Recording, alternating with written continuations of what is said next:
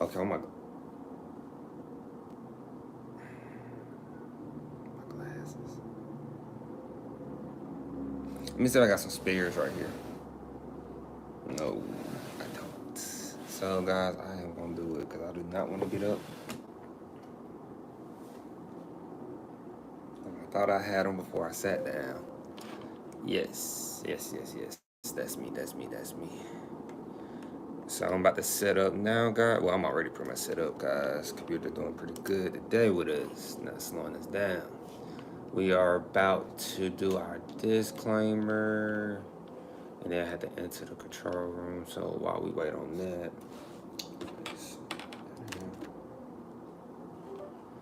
and then we'll do that. We'll go to the control room.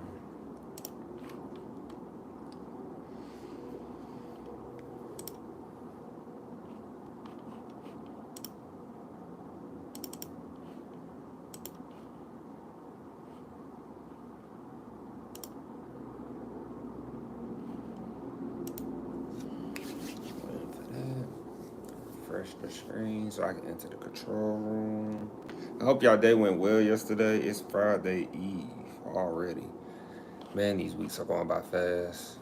They're going by super fast. Super fast, guys. Super fast.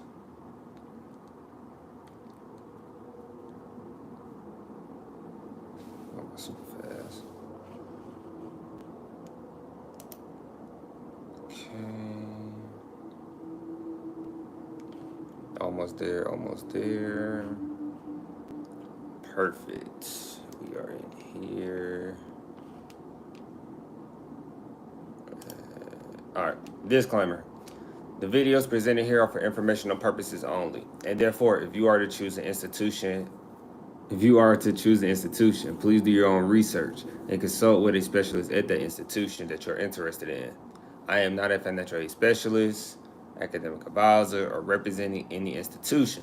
Speaking on behalf of Creator, Henry is only speaking from his experience. Let's go. So, well, let's rock out, as we like to say.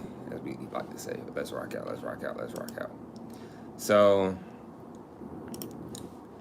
man, where to start? Where to start, right? Always know where to start, but where to start? So, we got some information. We always got some information. There's always some information out there. But, of course, the first one is first. Because you know you got to hear the first one before we just jump into something that's not in the headline. Make America healthy again. Yes, make America healthy again. How does this relate to higher education? Well, Chronicle Higher Education, per them, looking at what they're talking about, they are saying that, hey, there are some. How is this making America healthy again? There are different, I would say, subcategories around this whole topic. But there are some things going on that affects higher education significantly, and it's going to affect you as a student too. So the first one, let's go. Right here they say dozens of college run nutrition programs are in jeopardy because of the federal government is poised to stop funding them. So for many that don't know, when you go to a university, for sure, this can mean nutrition in a lot of ways. Because they said supplemental nutrition assistance, I believe, but definitely college run nutrition programs. So I was trying to see what type of nutrition programs. Like instantly, I thought of the pantry. That was one of my thoughts, but it goes a little deeper than that. So I was like, oh, okay. So where is it? I just pulled it up. Here we go, right here. So I'm not gonna spend too much time in this, guys, because when something is not my area, not my strong suit, I try to talk about it, but I don't spend a lot of time on it because I'm not an expert. The only time I'll go deeper on a subject I'm not that savvy on is if I got somebody in here who possibly can know more about it. And then I could sense that you just know when things are going a certain direction. When you know, like, oh, that sounds about right. That makes sense. So it says right here on this article about Chronicle Higher Education, it says Congress cut a federal nutrition program, jeopardizing campus jobs and community service. So the first thing they went to, as a course, they went to when the big beautiful bill got passed. This eliminated funding for SNAP Ed, and SNAP Ed is effective September 30th, which is this upcoming fall semester for all my students out there. And so, as it says right here, it's gonna leave. Is leaving effective September 30, and then said leaving Durgan, if I said it right, and hundreds of researchers and educators scrambling to figure out what these cuts mean for their institutions and the communities they serve. As I said before, guys, a lot of institutions are scrambling with their head cut off, or educators, and it was coming. Like, I just say expect the unexpected. Nobody's safe. When that one big beautiful bill was coming, I already knew, like, hey, nobody is safe. Nobody's safe. Nobody. Especially if your school been spending money recklessly like these universities have, you're not safe. You are not going to be safe. And as I said before, I keep going. I told people, you try to not speak the truth to these kids and be transparent with these parents and guardians. Not being transparent with the guardians and parents or the students / kids comes back. I didn't know how soon, but it comes back. Now you're going to feel the, how can I say, you're going to feel the pressure of your job being on the line now, because you didn't know, you wasn't striving for better. You was doing the bare minimum to get by. And this is not a place of business. This is not an industry where you get by. Higher education should be held to a high standard. See how that goes together? So one of these colleges we spoke on before is the University of Minnesota announced July 7th that it would not renew the contracts of 59 educators who work in its extension. The federal program isn't the extension only source of funds, but Durgan said, who is Durgan? They said that name twice. Did we miss something in the beginning? Who is Durgan? Okay, right here. Bev Durgan, Dean of Minnesota's extension, said she expects most of the program to shutter this September. So Bev Durgan, she's the Dean of Minnesota Extension, home of University of Minnesota. So I don't know if this is all about University of Minnesota, but we're going to keep going. She said, so Durgan says she expects more layoffs as the fall approaches. So 59 educators are losing their jobs upcoming fall at the University of Minnesota. And remember what I said, University of Minnesota is raising tuition. This could be part of the reason. I did get them backlash, though.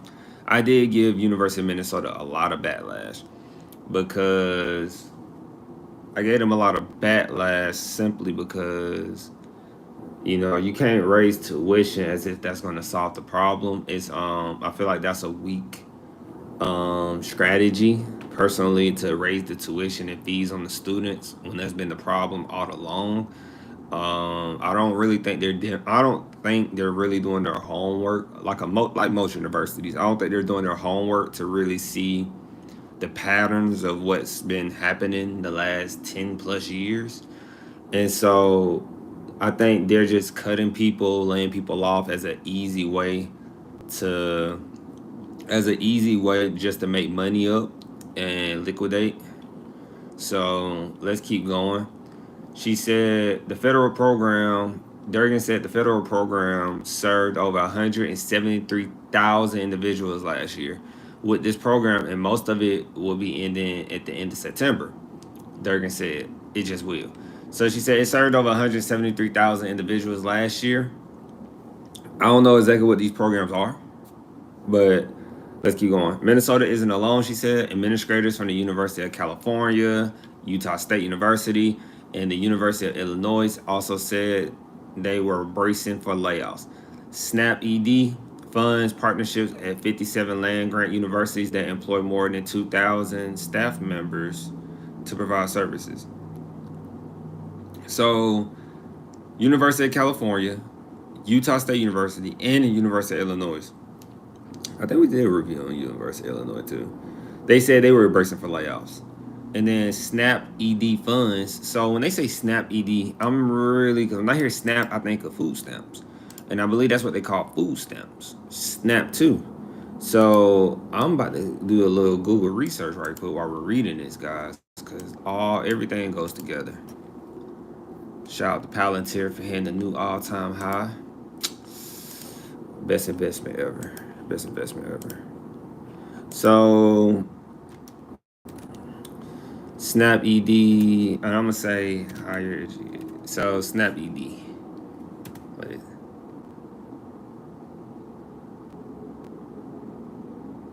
Let's see. SNAP ED should be food stamps or something government assistance. SNAP ED or Supplemental Nutrition Assistance Program, okay? Assistant Program Education is a federally funded program that aims to improve the health and well-being of individuals eligible for SNAP benefits. It provides nutrition and obesity prevention initiatives to help people make healthy food choices and lead physically active lifestyles. While all while staying within their food budget. Okay. Okay. So I believe I know a little bit about this, guys. I believe my girlfriend has something like this at her job. I forgot what they call it. She said all the time. It's what is it called? I will ask her. But pretty much, I know exactly what they're talking about. I've seen this before. I've seen this at my 2 year. So they're providing you with healthy food essentially. Every school has it. Most schools did have it. If it's shutting down at most schools have it, and it's where they provide you, like they said, with healthy food. You can go shopping and get it. Sometimes you can get it for free, especially if it's like federal government based. You can get it for free, or you might pay little to nothing for it though, compared to a store price, right? So, how I feel about this? Now, I don't know the full scope, so I can't say, oh, they should have just put money. I can't just say, like, oh, the school should just put money aside so they can keep paying for this themselves. I don't know how much money this runs exactly. I don't know how much, because this is a federal program, so I don't know how much the federal was contributing to this. Once again, remember I said the Trump administration is they are hitting schools for a good milk run. Yeah, they're hitting them for a good milk run. And anything the administration feels is pointless, they're taking it. I talk about obesity rates with my girlfriend because she's in the health field, and she tells me that Americans are, because they talked about obesity, and she told me Americans are at we're like all-time highs for obesity rates and steadily going up. People spend a lot of money on takeout food, first and foremost. I'm not saying people don't eat healthy these days, but I'm definitely going to say they don't eat healthy. I'm not going to say all people, but I'm going to say majority of people don't eat healthy. Now, some people, this could be helping. It's always that small percentage that takes advantage of things of like this, like getting the vegetables, the fruits, that can actually help you, live a healthy and better life, while the majority don't do that. And so I'm not in the health field, but I would love for somebody in the health field to come and talk to us about that, because they would know a lot more about that.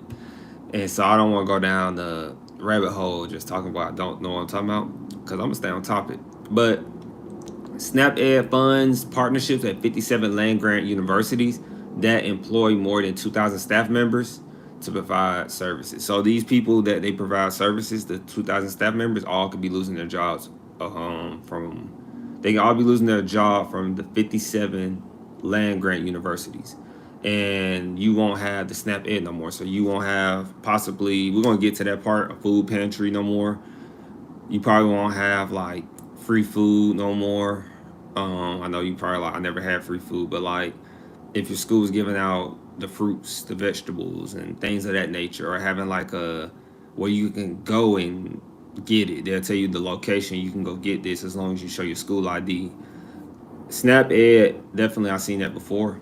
And let's keep going. It said established through the 2008 Farm Bill. Because as we talked about before, this goes back to the education, guys. A lot of schools are agriculture. Agriculture is a very popular major. It will never go away. Some people might think it's pointless, but agriculture is like always like an advancing degree. If I had to put a percentage on it, it's probably I'd say agriculture goes up in value like every 5 to 10%, or probably more every year. And that's just being modest, because as more people start to realize how unhealthy America is, literally make America healthy again. But we already know how everything is, right? People are trying to get more. People are trying to grow their own crops more, learn more about grow their own crops, right? Grow their own crops, learn how to plant and grow again. Gotta repeat that. And they're just trying to learn about crops in general.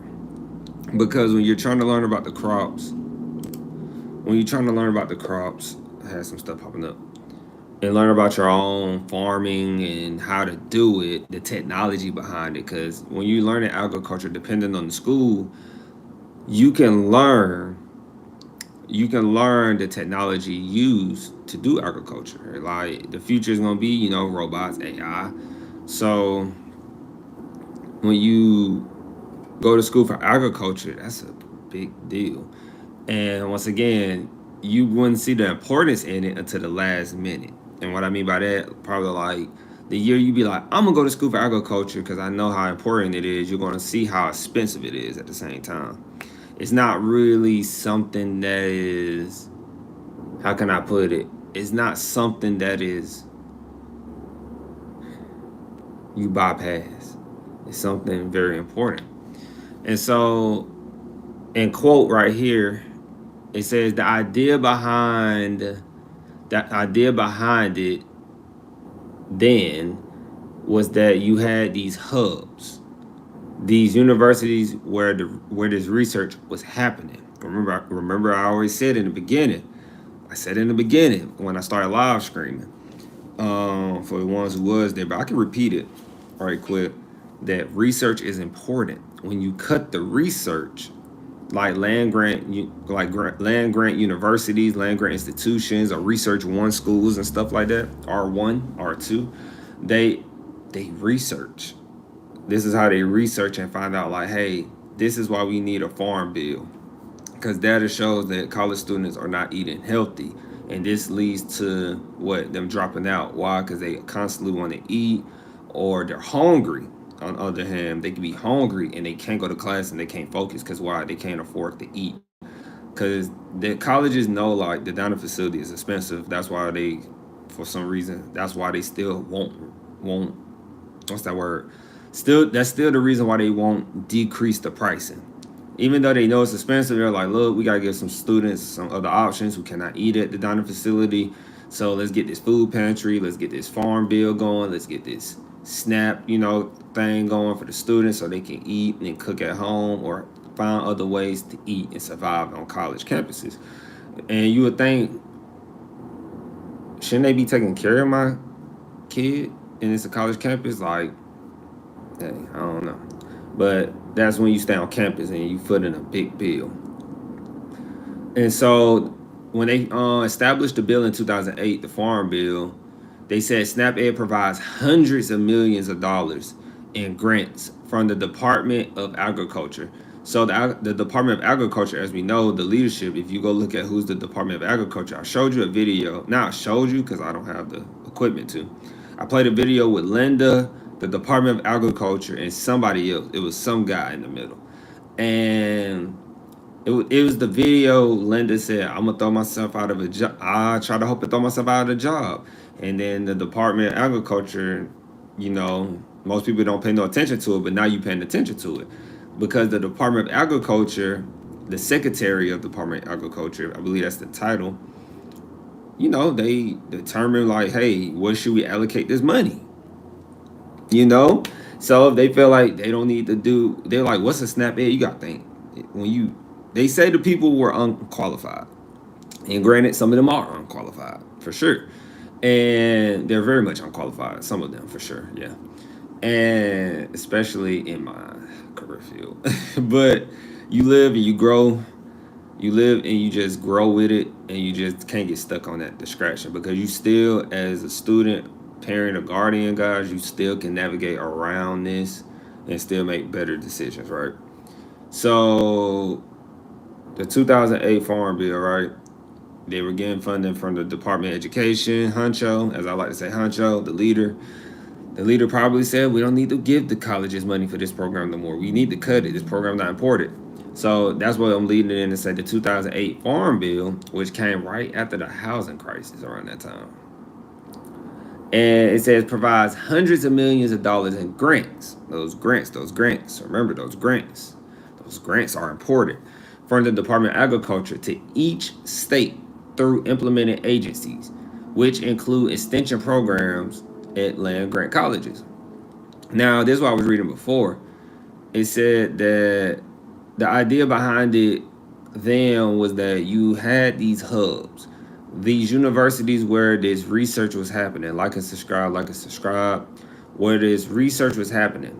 But then extension is where it was actually applied out in the counties, said Lauren Sweetney, executive director of the Land Grant University SNAP Ed Program Development Team, a group of extension administrators that advises colleges that receive the federal funding.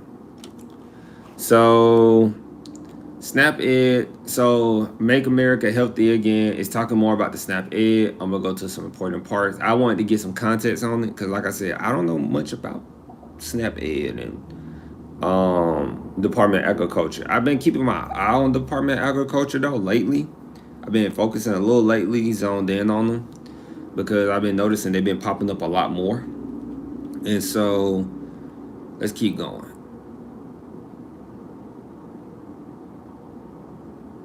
So right here, SNAP Ed is a connector, said Heidi LeBlanc, LeBlanc, if I said that right, who oversees extension at Utah State University. That's how I always described it. We are really connecting the dots, avoiding the duplication amongst the programs and actually increasing efficiency across the community. Land grant extensions work with more than 23,000 partners, ranging from farmers markets to, I think that's what she used to call that, farmers market, to tribal communities. And so then we have another person, Jennifer McCaffrey, assistant dean for the Family and Consumer Sciences programs at the University of Illinois Extension. She said, she expects, this is what Jennifer McCarthy said, she expects many partner organizations to suffer because of the cuts to SNAP Ed. In Illinois, for example, she said, SNAP Ed is the primary distributor of Vention. In the most recent hunting season, it sent 25,000 pounds of the game meat to food pantries statewide, feeding nearly 50,000 families. No other organization has the capacity to carry out such a service, she said, meaning a likely increase in both food waste and hunger across the state. So this is Jennifer McCaffrey, Assistant Dean for the Family and Consumer Sciences programs at the University of Illinois Extension. So I don't know, guys. I don't know. I don't really know how to judge this. I really don't know how to judge this because I don't really know a great deal about this area. But what I do know is that, like,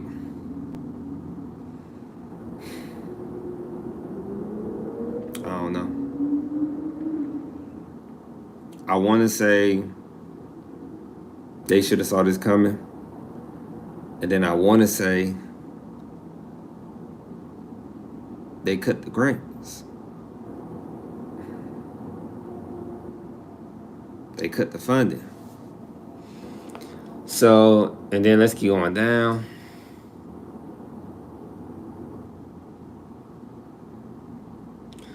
And then they said beyond partner organizations themselves, McCaffrey said the state's overall nutrition and health will suffer as well. The extension used SNAP Ed funding to carry out initiatives named in the state's health improvement plan, she added. So we are unsure where we are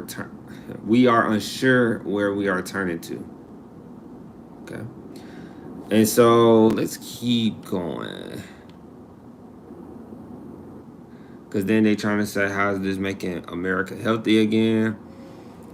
So I'm gonna call her. So it looks like Kiera, director of the University of California CalFresh Healthy Living Program. She said, this is what she said, I quote, it's pretty important. We know that this program actually connects to poverty reduction, which is a goal of this administration. That's what Kira said. We know this program connects to make America healthy again. I have had staff read that report and highlight for me all the things that are in there that we do. So we are doing it. We could just slap a different name on it. Okay. And so right here, they're saying the Trump administration priorities and are financially responsible as they have data demonstrating how much is saved by investing in educational intervention. So, meaning if I take money away from the education, if I intervene of the education, if I intervene through the education, take money away from education. That's what I'm trying to say. If they take money away from education, then it opens up more money to put the money in different places when the Trump administration does their budget. Yeah. Because like I said, they're doing the milk run. They're taking all the money from places that they feel is unnecessary.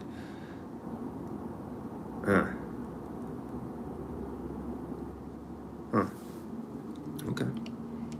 So, and then there's more about SNAP Ed, but there's more to it. That article was a little challenging for me because I don't know much about SNAP Ed, still learning, but I do know that it helps with food pantries, vegetables, like eating healthy, right? I know it contributes to that. And some schools, like land grant schools, they write about getting the grants and the funding so they can keep that going. And then right here, as we keep going, Republicans' newly passed Big Beautiful Bill cuts off funding for SNAP Ed. The Department of Agriculture Supplemental Nutrition Assistant Program Education. That is a lot. That's a lot to say, man. Why y'all just didn't use an acronym? And then they said that big old what I just said. The obesity fighting measure aims to encourage physical activity and healthy eating among low-income Americans. That's another. Why does it always got to go back to low-income Americans? Why?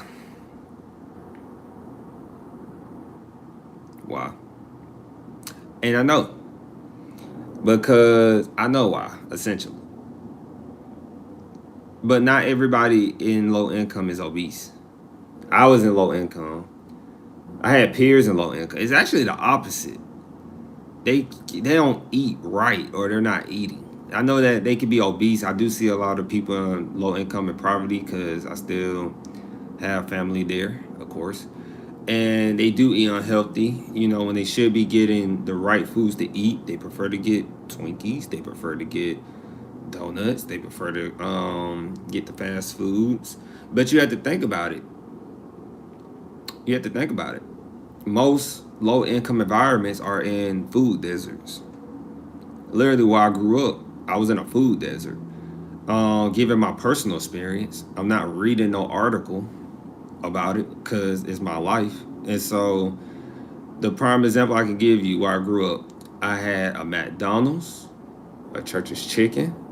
For many that don't know, that's a southern thing. Church's Chicken, you can look it up. KFC, um, Burger King, Captain D's. You might consider that still fast food.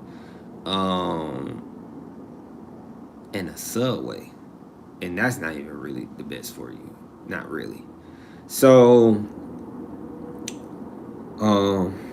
yeah, that's a food desert. And if I wanted to go get better food, like I didn't know what Chipotle was until I didn't know what a Chipotle was until I was like 19 or 20. You wanna know why I knew about it? Because remember I said, just to let you know my story adds up. I got a financial advisor while I was in college. My financial advisor started providing me information, and I took it further to research. And then one of these companies took off like after the pandemic, during the pandemic, called Chipotle. I didn't know what a Chipotle was. Like and subscribe, man. If you ain't here, like and subscribe. I didn't know what a Chipotle was. And so, and I started figuring out, I didn't even know I was in a food desert. I didn't know what a food desert was. And so, when I learned that a Chipotle and a Chick-fil-A, because I went to, like I said, side town I grew up on, we didn't go to Chick-fil-A all the time like most people get to.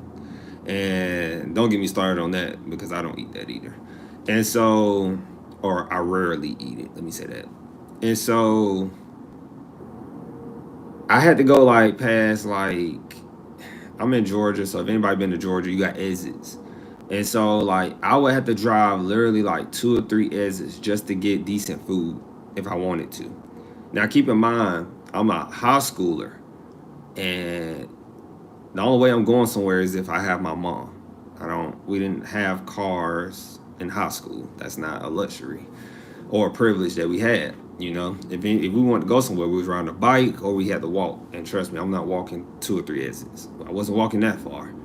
So just to give people an idea, because they said they saying that SNAP Ed fights obesity, and frankly, how about you get us out? How about you get the people in low income um, out of a food desert first before you try to use these so-called healthy measurements to make sure they're eating better. And like I said before, you jumped into the live stream. Some people do take advantage of the SNAP Ed, like actually getting the vegetables, getting the fruits, going to farmer markets. And so that's what it's called too. That's what my girlfriend goes to. It's called farmer markets at her job. They host them. And it's funny, she was just talking about this because the one big beautiful bill is about to cut it out. And so, but that's my view on it because I was in, as I like to say, poverty, low income, whatever they want to put on it. But my mom knew how to shop with food stamps. She didn't buy all the Twinkies and all that crap. She used to buy the cabbage, the greens, the peppers, the potatoes, and cook. You know, if everybody had that mindset, that's why I tell people I wasn't like a traditional poverty person. I would say like we had everything we needed. You just didn't have the wants, and I'm glad I didn't have the wants because it's kind of like now it makes me real like frugal with money in a good way, in some people's eyes, in a bad way, in some people's eyes, because I don't really have a want for anything. It's a weird program in my head, right? Because a lot of people want things in life, and when you have a dad who served in Desert Storm in the army too, who's seen the view of serving the country. Live screaming and making sure I am good. I'm refreshing my screen. Am I good? I'm still moving. I'm checking the control room because I'm always getting phone calls while I'm live streaming. I never understand that. Never understand that. And like I said, my dad served in Desert Storm in the army and did his service. He has his view on like, you know, how his military was, and he had a realization, which is I think everybody, if you talk to military people and have an understanding with them, as a military person myself, because I didn't understand what he was saying until I went to the military. I understood more where he was coming from on everything. Like our bond got stronger. And so, how does this relate back to higher education? Of course, because it relates back to higher education because you got to have the education to know, like, don't get caught up in don't get caught up in some of these traditional messages, Democrat or Republican, deep down. Because as an independent, nonpartisan as well, you know, I see right is right, wrong is wrong, and like I said, if they really wanted to help the communities and where they're at, I understand these are college institutions as well, so they can't really change a community. That's up to the city and stuff like that, right? It's more layered than that. But that's where you start by changing the food circumstances. And my dad also brought a realization to me, like, do what you need to do first. You like we hear it all the time now, like sacrificing your early 20s and stuff. But my dad was telling me that in high school, a lot when we go play ball. Just giving you some context about me. Give it when we went to go play ball like every Saturday. That was like father and son bonding without him saying it. And so because he's so masculine, yeah, and masculine. He don't really want to, you know, he don't want to say I love you, son. He don't really tell me like that. He just show it, which is understandable. And yeah, and so it was just like sacrifice early, do this, go ahead and get your schooling done. Even though he didn't even go to college, he was like, still go to school. If you do go to school, knock it out early, stay focused, blah, blah, blah. And it just goes back to the education. That's a form of education, essentially. Sacrificing early in your early 20s, doing what everybody else is not doing. That's education. Most people don't have that type of education. Most people are being told to have a good time and spend all your money, because you're going to get it back. Not necessarily in this time, you're not. So they gave a lot of education, my parents, because like I said, I always had what I needed. And I was envious of that at first because I felt like they didn't do their best. And then as I got older, I understood they did do their best. I went through that little phase. And as we keep going, the story gets better. Like, because like I said, I'm a big person in going to college, but at the same time, I understand, like, your common sense, though. You can only get that from either your parents or people who really care about you. But the common sense really comes from real life experience. And that's a whole nother type of education that I could not have gotten in college. Because everybody in college is pretty by the book. They're by the book people. And that's okay. That's okay. It's okay to be by the book. But like I said, if you've been in the military or if you understand America and now, like how Trump won presidency, he didn't play by the book. He did everything different. He went on podcast. He was talking different, and it changed the game. He was keeping it relatable. And how are you going to win playing a traditional way? And I like to give the same perspective in sports because it's all education.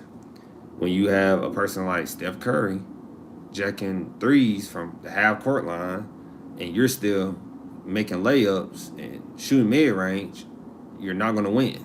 And then his team started doing the same thing, Steph Curry team, and they were hard to beat. So guess what? It's just like the stock market, right? Steph Curry was ahead of the curve, and everybody else had to what? Follow. So by the time you followed, they won about 2 or 3 championships in the process. Well, they got like 4, but you get what I'm saying. They won like 2 or 3 already, like easily.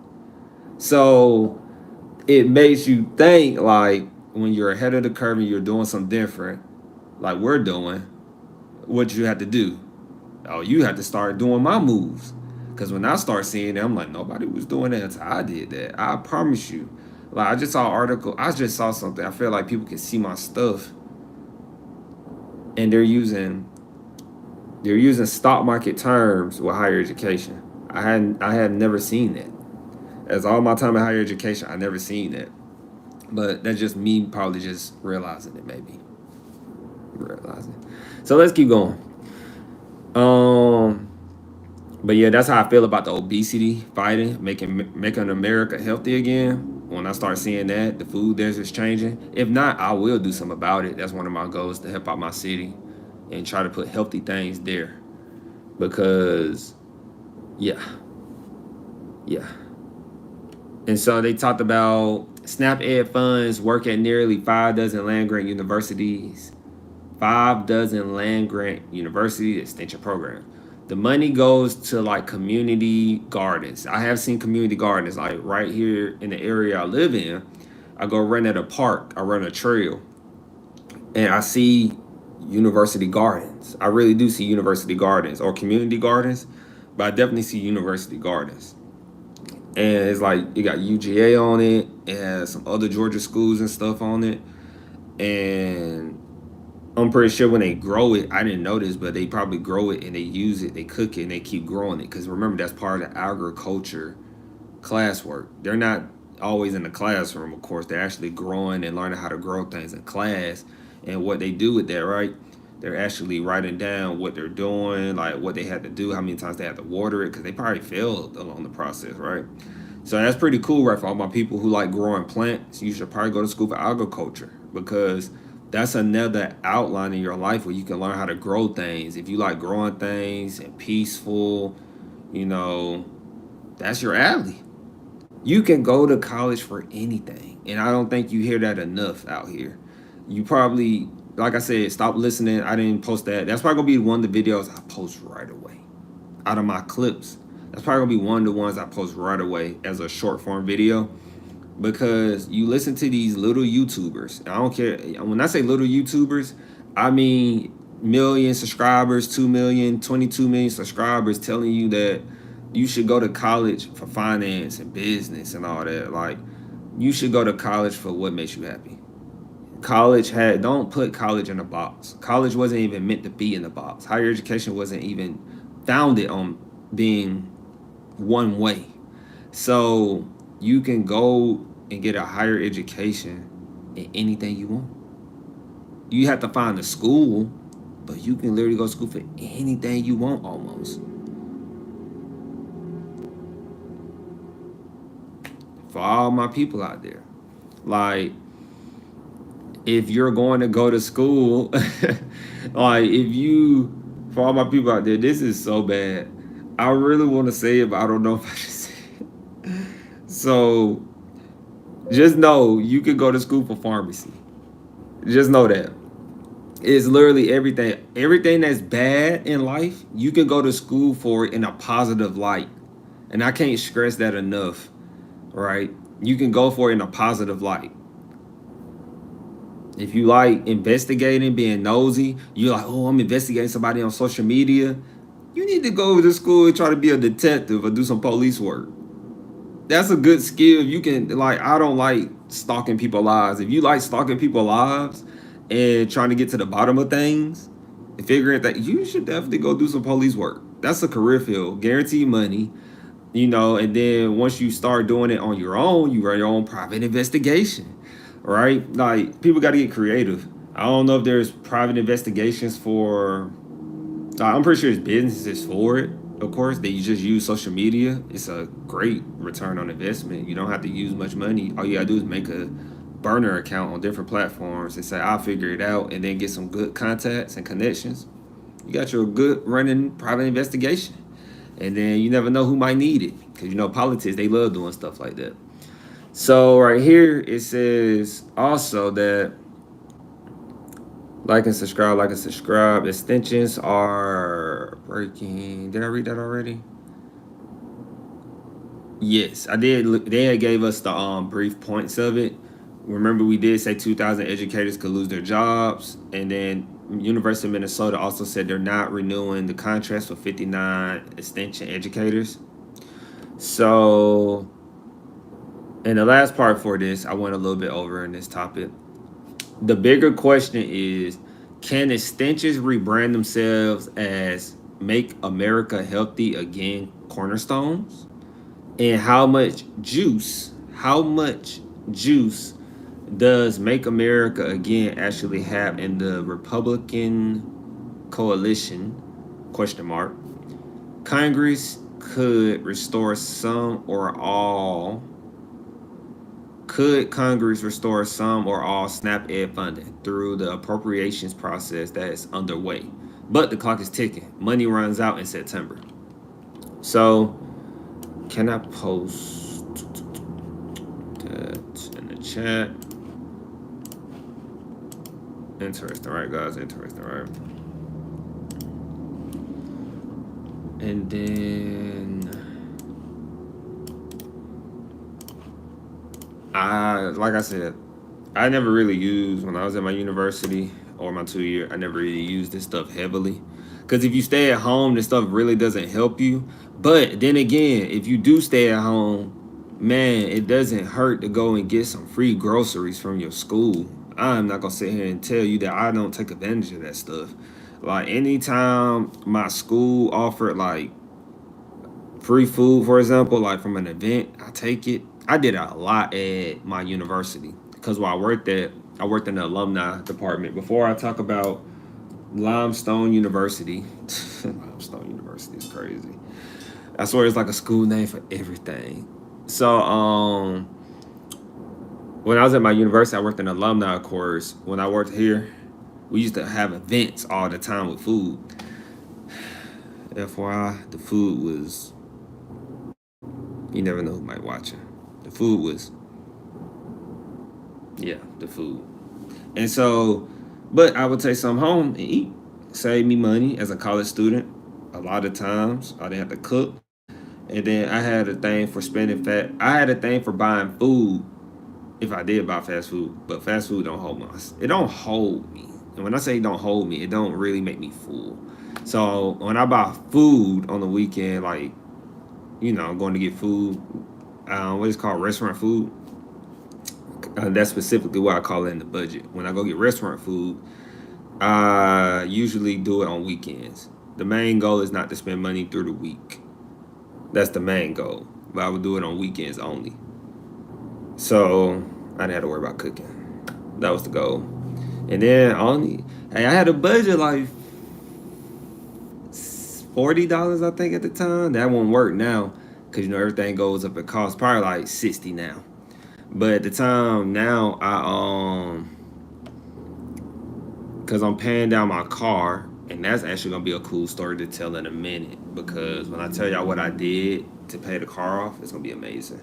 So, but usually I do 60 now for that to separate the budget, split up the budget. Like and subscribe, like and subscribe.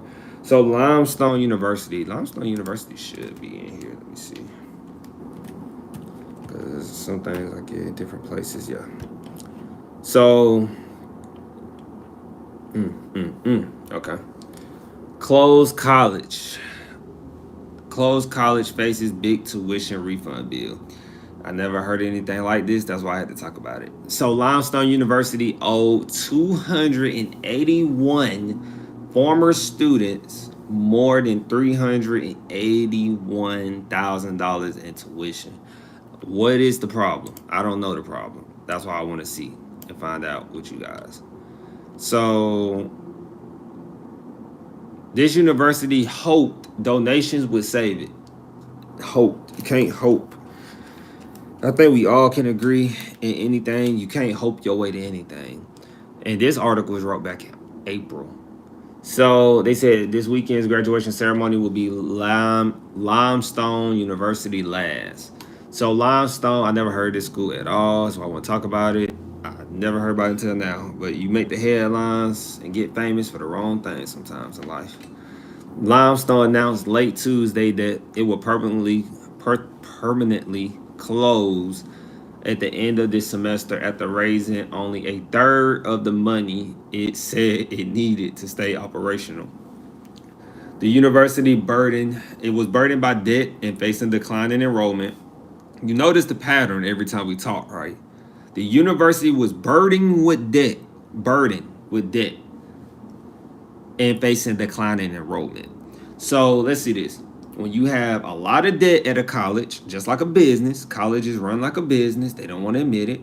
When they run like a business and they have a lot of debt, and when they're facing a decline in enrollment, they're on the brink. They might not look like it. They're on the brink of closing down. Where a lot of schools get saved, like Limestone is probably one of these schools. I'm gonna Google them real quick. Limestone University is probably one of those schools, guys, if I'm not mistaken.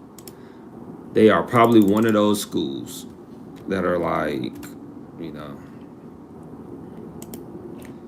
yeah, they were in university in they're in South Carolina. So guess what? Like we've been talking about, they're like one of those region schools, right? They're just in South Carolina because we all know about what University of South Carolina, the Gamecocks.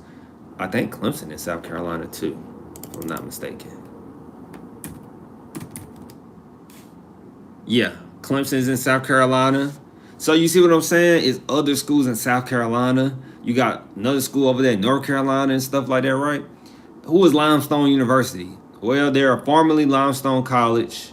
They was a private Christian university. Once again, Christian private schools, they're struggling. I thought they were safe. They're not. Their enrollment is declining. And when their enrollment declines, they don't have money, especially if they're not dependent on federal money.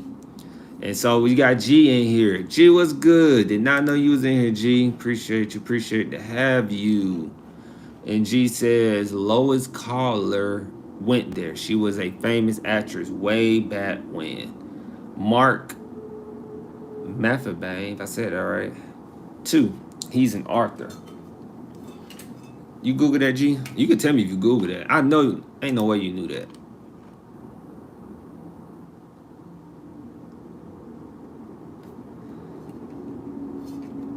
You Google that, G?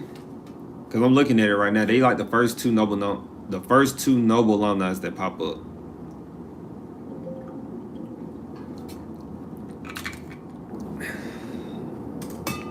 What's this?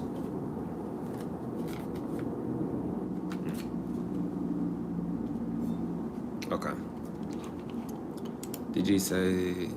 Only reason I remember is because I'm a movie buff and philosophy buff. Huh. They may be the only two. And so, yeah.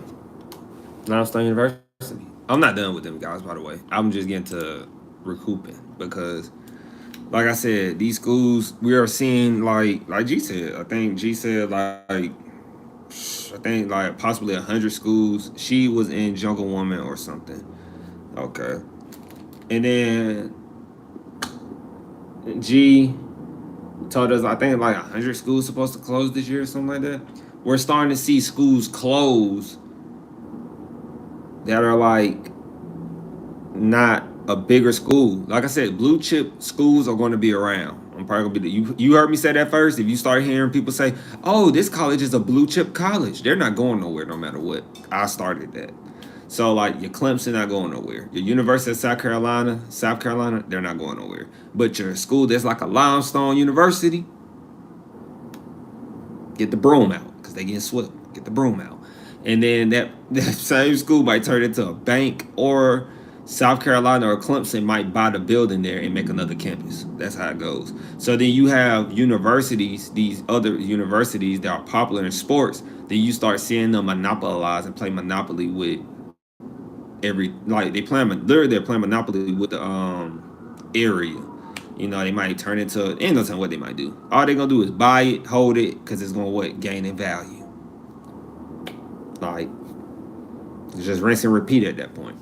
So as we talk more about Limestone, because I never heard of a tuition reimbursement,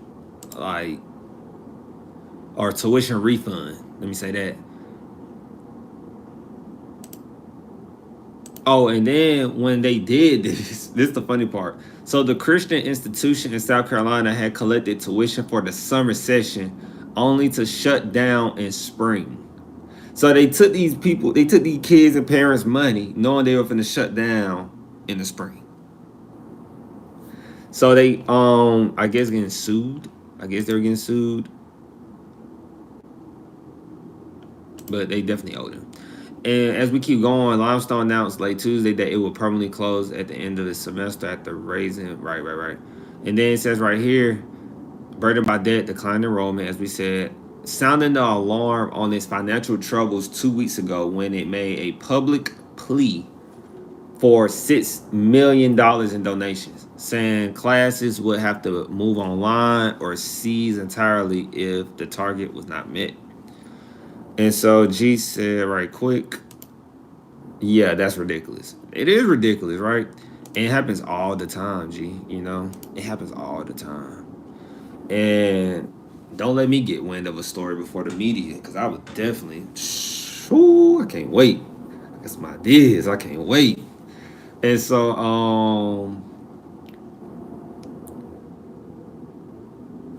the board of trustees voted Tuesday to pursue the later option. But right here it says, or latter option. They spelled later with two T's, but I believe that's how you probably do it.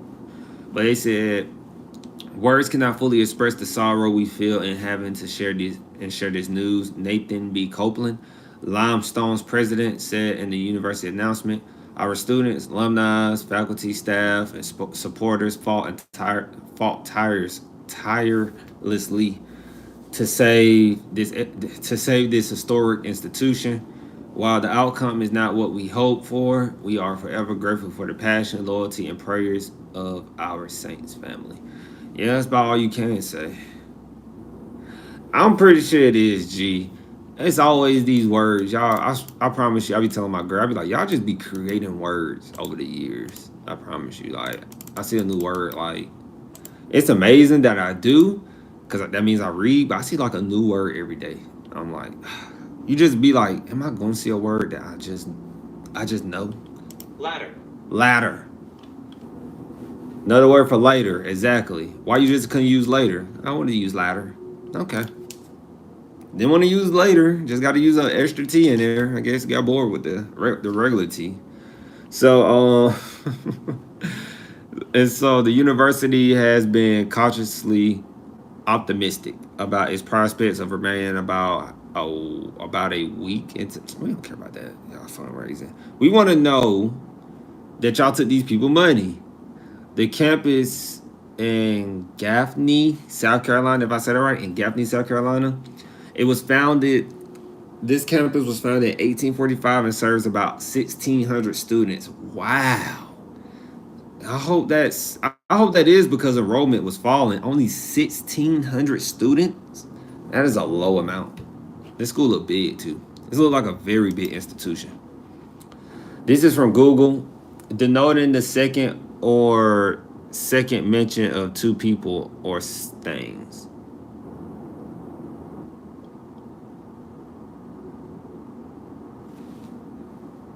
What were you talking about? What were you talking about, G? You still talking about LATTER later?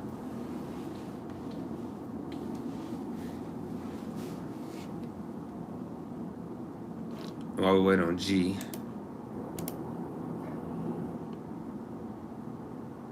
Yeah. Okay. Appreciate that.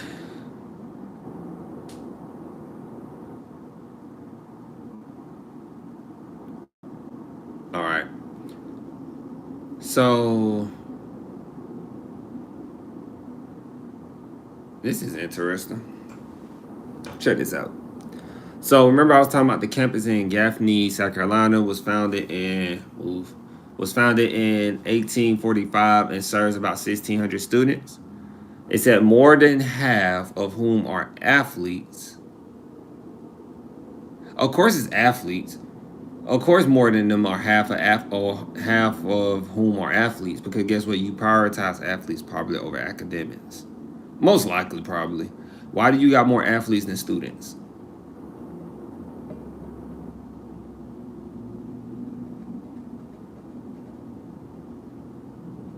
Why you got more athletes more than students?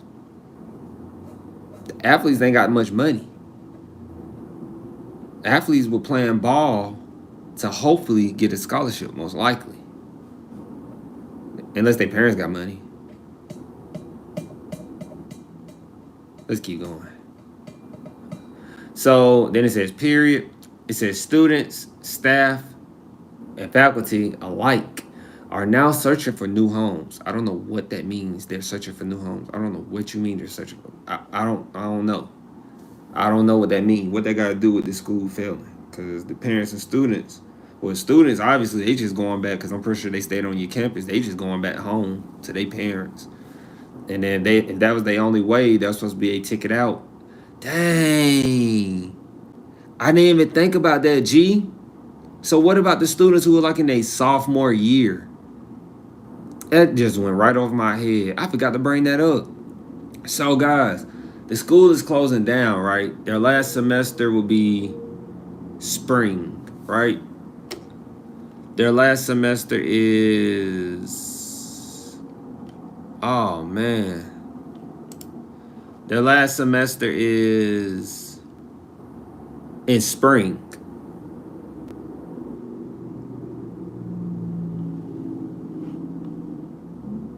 Yeah, spring. Let me get the article on that. Because I know I don't got the article. Okay, that's the article I'm in right now. So they shut down in spring. So what the students go who are in a freshman and sophomore year? Interesting, right? What they gonna do? Where can they go? This is a prime example in what I be talking about. This is a prime example what I'm talking about. So if you are a sophomore, right? If you are a sophomore, or you was going to your junior year, right, in the middle, ridiculous. It is what that is. Like, so what you gonna do? You're a sophomore going to your junior year, or you a freshman going to your sophomore year, but most of all, you're a junior going to your senior year. This is a this school, where is it? Go back. This is a Christian university, right? Which means, and it's private, which means those credits, like and subscribe, this is important. When they try to transfer, they can't transfer. Those credits not going to transfer unless the school works out some agreement with another school in an efficient time. So if you're an athlete, this is why I tell athletes all the time, G, thank you. I don't know, it was something you said, G. It just made me think about it. This is why I talk about you. If you live and die by sports, right? Or you put all your eggs in one basket to go to school, right? But my athletes too. It's for all students, but athletes. You chasing the ball, you chasing the sport, right? And they because I seen a lot of people from my city go to these Christian schools, like these Christian universities, right? And they're just playing ball, they don't care, and then the school shut down, and you have to care about your education. A lot of times the athletes don't care, and they should care, because I'm gonna tell you why. Because when they try to go transfer and play at another school, state, local college, it could be a simple college, right, in the same state, they're not going to take your credit. So they could be like, we all probably seen this. They could be like a junior on the basketball court, senior on the basketball court, but have to be like a freshman in the classroom again, taking the math again, taking the English again, and they just playing basketball. And if you go to school regular, you got to start all the way from the beginning. You don't even got sports to get you through. You just got to start all over again. You got to start all over. Because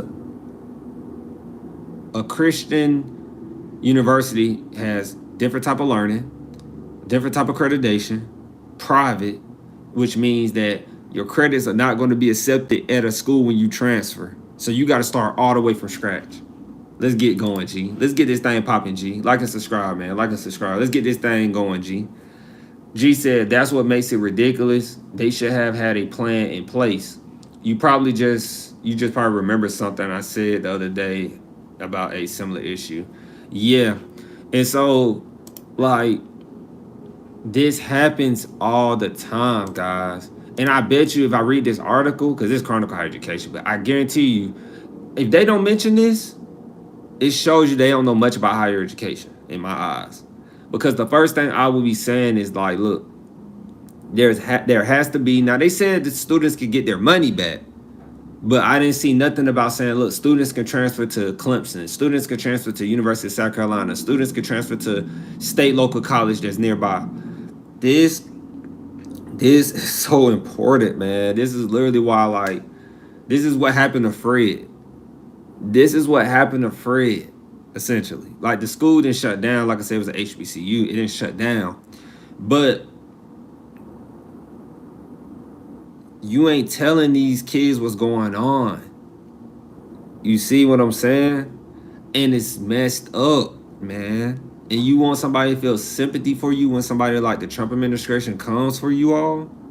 I can't. I can't, because this is still happening. There's nothing, that's why I say nothing is changing. Nothing is changing. The only way to stop me in this YouTube channel from being right and growing is if y'all start making changes. But I don't think it's ever gonna happen, so we're gonna keep growing. And so it said, somebody said now Ford is beginning her job search. Who is Ford? Oh, Carolyn Ford, a professor of art at Limestone. A professor of art at Limestone. The decision to close she said the decision to close the campus pretty much came as a surprise. She worked at the university for 22 years, during which she said finances were up and down, but messaging from the university had remained positive. See, like I said, they never tell you until it happens. This is why you got to manage your own retirement. This is why you just got to take control of your life, guys. And disclaimer, I'm not a financial advisor, but you got to take control. That's why I tell people at higher education, people think my job is safe. Just because I work for the state, right? Or I get a job in higher education, like I could be funded, right? No job is safe. Corporate not safe. State jobs not safe. No job is safe.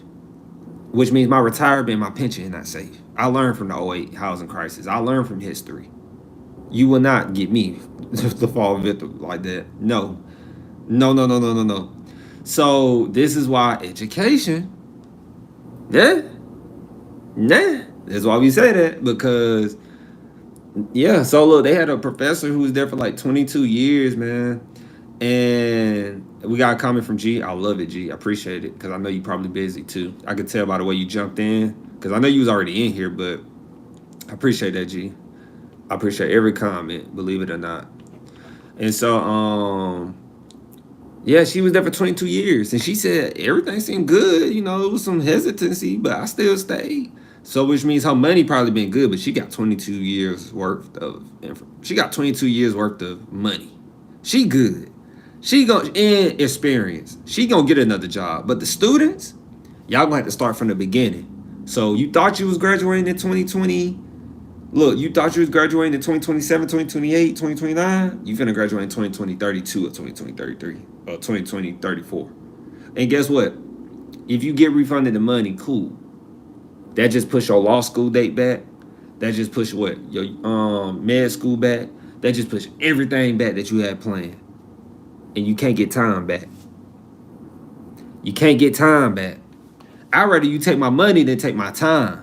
Well, you take my money, essentially you take my time, but if I understand the way money works and how to invest, I can get it back kind of quick. So time I can't get back. I can't get time back. You can't get time back.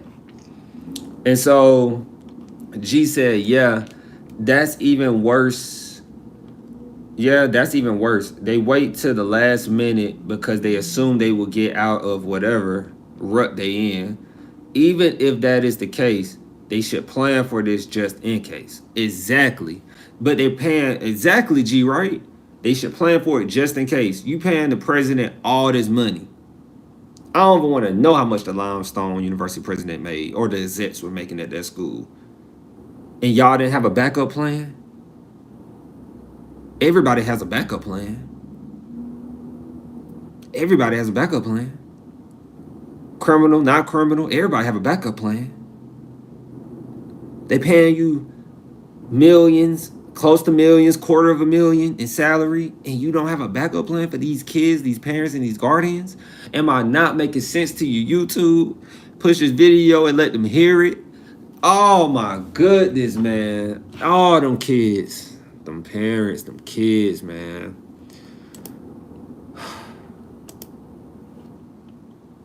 That drives me crazy. That does drive me crazy.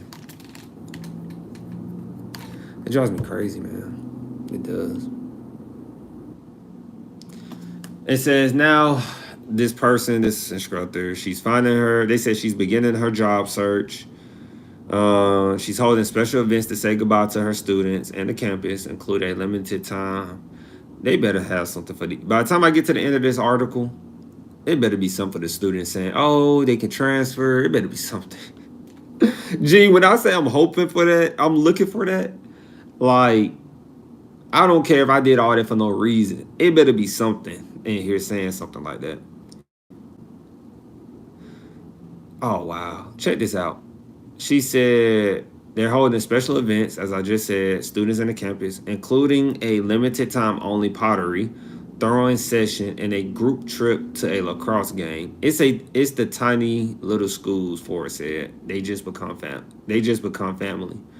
But besides that, yep, I don't see nothing. It's not looking good, G. Hold on. Limestone is a major economic force in Gaffney. Four added with an estimated $150 million annual impact on Cherokee County economy. Nah, we don't need to hear that. That ain't what we're looking for. The South Carolina Commission of Higher Education, which establishes policies, okay, for the state's college and universities, okay, said limestone closure is a deep loss for the state. Bruh. Let's keep going. That was the state of California, the South Carolina Commission of Higher Education. We all know who that is. This is the first closure of this magnitude in our state. Okay. A commission spokesperson wrote in an email, but our agency is prepared and working proactively to fulfill our responsibilities in the interest of students and former students. Limestone has suffered from crushing debt and declining enrollment, which kills any college and school, which is why you should really, guys ask me, come in and say, Henry, I want you to do a live screen only focusing on like if the school enrollment is declining because I'm thinking about going there. Let me know, guys. I can spend a whole live screen focusing on one school if you want to request it. If you really want to request it, because you got to think about it. Researching a school is like researching a stock or a company, an entity. That takes a lot of time. They have balance sheets. They have driving mechanisms like majority demographic of their students. If their enrollment is declining, their retainability, they have a strategic plan. They have all of that. And essentially, you can say that's what helped me learn how to research better in graduate school, learn how to research companies and stocks. Disclaimer, not financial advisor. But everything plays a part about an institution, which is essentially a business. Everything matters. Nothing is there. One thing I learned in life, everything is there for a reason. When you're driving and you're passing things like all that land, at least I'm in Georgia, I pass all that land, it's there for a reason. Solar panels, it's there for a reason. Things you probably don't think is there for no reason, it's there for a reason. Everything has a reason and purpose to it.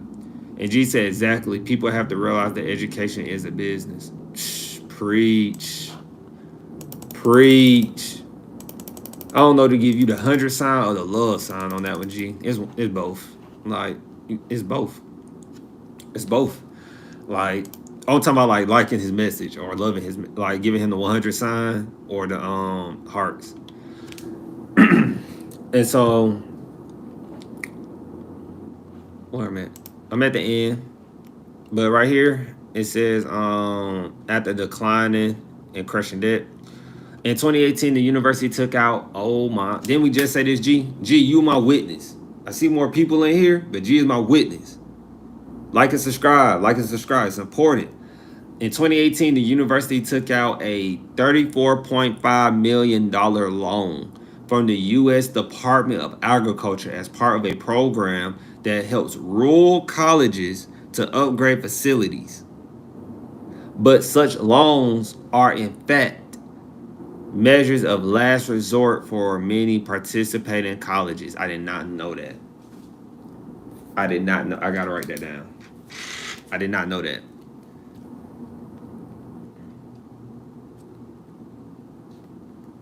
We just talked about a school. Schools now are pulling out loans. Remember I said if a business is pulling out a loan, that's not good. That's not good for a business. That's not good for a consumer. That's not good for anybody when you got to ask people for money. Mark Cuban said it best. Warren Buffett says it best. The people with the most money said it best. Jamie Dimon, cash is king. Follow the wealthy to a certain degree. Cash is king. And cash is king. Cash is king. If I see you borrowing money, like sometimes a company could need some money. Like, look, we just need this and we can go. We good. We just need this to take the next leap. I've seen that before. But most cases, 90% of the time, it's only rare that 10% really needs a loan. So they took out 35 million. Took out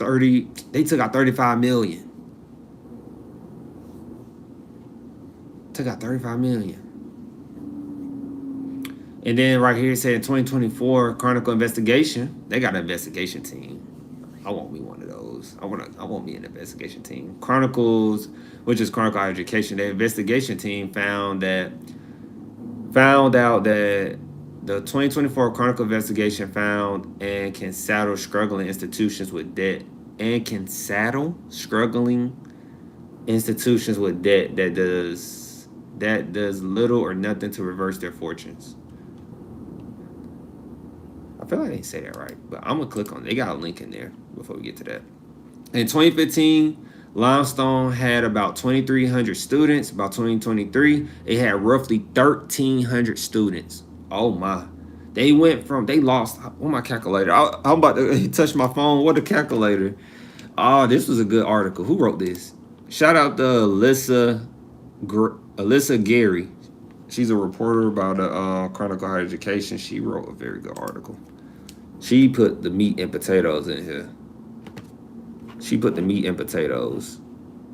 Come on. My calculator. So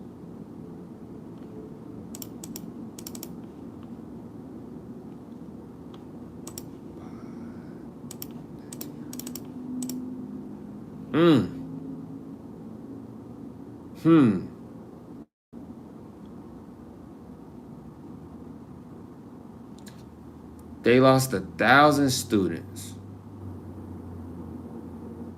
between 2020 in 2015 they had 2,300. By 2030 they had 1,300. I want to know the percentage.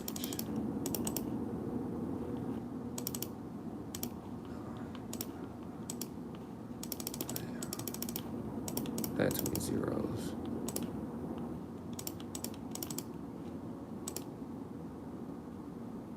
That look about right. Like 2%. So that's why I do this.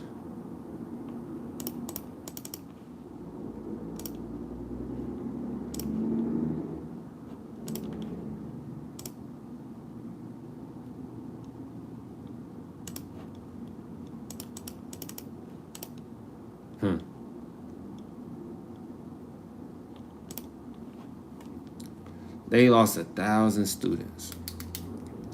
So what on average? Here's that.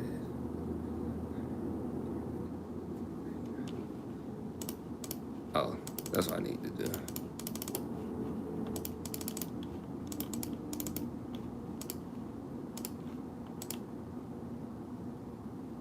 So if my math serves me right, they were losing about 288 students per year. If my math is serving me right. Because if I do 280 times 8, yeah. They'll lose about 287 students per year. That's a lot. In higher education, that's a lot. Compared on the scale they had it at, that's a lot.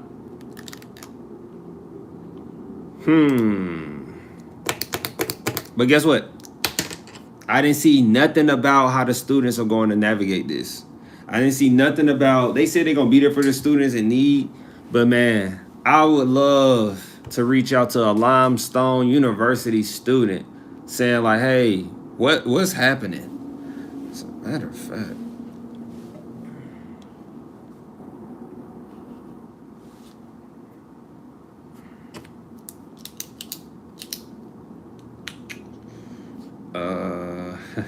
matter of fact, I'm about to go, y'all. I'm finna start the next topic. We gotta talk about some good stuff, man.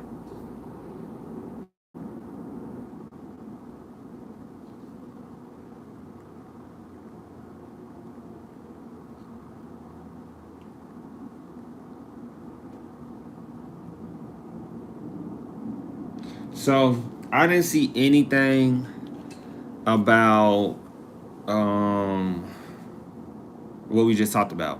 What are students going to do? Where are they going to transfer now that they school closed down on them out of nowhere? So Limestone University, am I correct? Limestone University is officially going to be closed in the spring. And you have to think like they had about maybe what they probably got like 1,000 to 1,300 students who don't know what they're finna do. 1,000 to 1,300 people who, you know, in most cases, hopefully their loans are forgiven. We don't know that. It's so many things to find out, right? Are their loans gonna be forgiven? Are they gonna be able to transfer? Are their credits gonna be able to transfer? Right? So many things that we don't know what's gonna happen. And I would love if they keep this story going and update it, but I got an idea on that. I got an idea. So let's talk about the main thing, right? The distorting reality of social media. This came from I was scrolling on it's I look for stuff. And like I say, everything is really education, guys. Like I said, if you know me, most people probably think I'm strictly talking about college all the time. Like that's the only education you can get in life. And I'm a big like y'all probably never heard me say this. I told my mom always said that kids got all the book sense, but they don't have common sense. And what my mom used to always mean by that, she used to say just because they're smart in school, like just because they're valedictorian, salutatorian, or they're like really smart in school. I don't have my glasses on because G said I want to interrupt. You interrupted, G. And so let me type it in the live chat real quick, G. Why? Let me type this in. Mom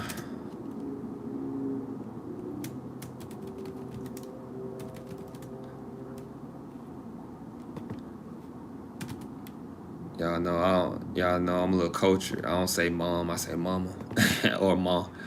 I say mom. I say mom. M-A. I don't say mom. I say mom. That's how mom always said.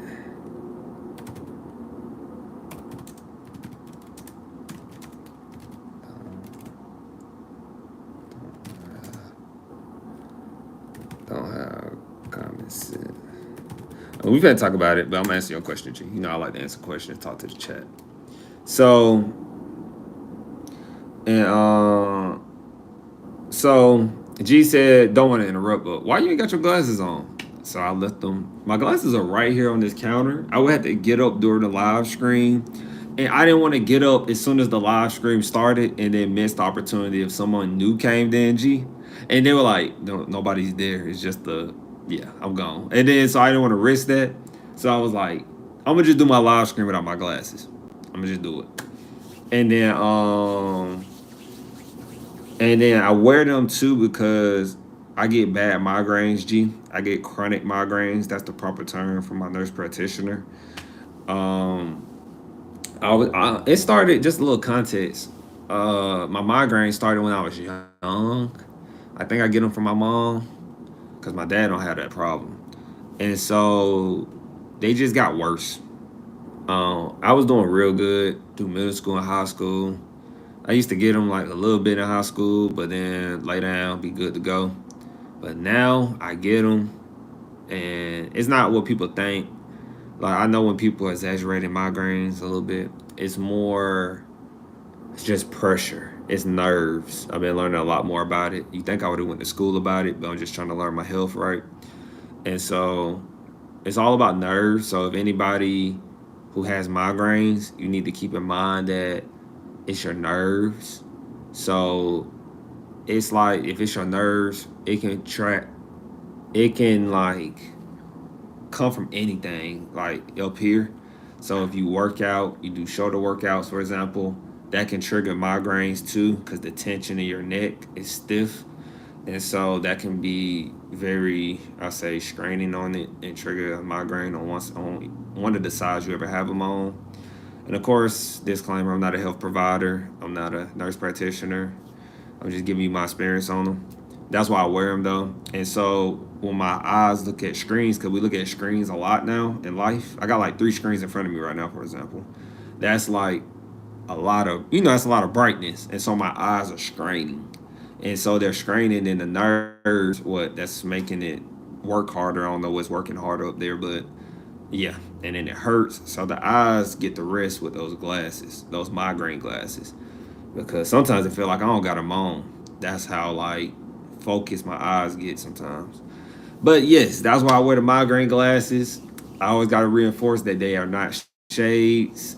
Everybody say, "Oh, you cool, man. You got them shades on. I like them shades." I'm like, these are not shades. They are migraine glasses. Yeah. But great question though, G. I'm always open to tell you things. If it's too private, I guess I won't say it. But like I said, I'm a normal person. I don't have any secrets. I'm not a secretive person per se, which I love. I'm not a secretive person. So, of course, I keep my private life a little secret, but everything else, I can tell you. That's nothing. That's like, if you go look up chronic migraines, that's all on the internet. And so, but one thing about it, for my people out there, believe it or not, migraines do not have a cure. So it's all treatment plans. It's not no real cure. So if anybody find the cure to that or get close to it, let me know. But so yeah, my mom always said smart kids don't have common sense. Why did this come up? Because guys, when I was finding this post, right quick, when I was finding this post for you all, I just found it as I was scrolling, for one. Like, I like to get my information sources from social media outlets sometimes because, like I said before, higher education, sometimes all their research, I can look at their research all day and talk to you and read to you about research and what's going on in higher education. But sometimes, guys, believe it or not, it's not going to change until we see some change, right? So I don't want to sit here and drill you with one-dimensional education perspective. I don't like that. I don't like that. So why would I do that? And so, what's his name? No, where is it? I thought I bookmarked it. I can find it though.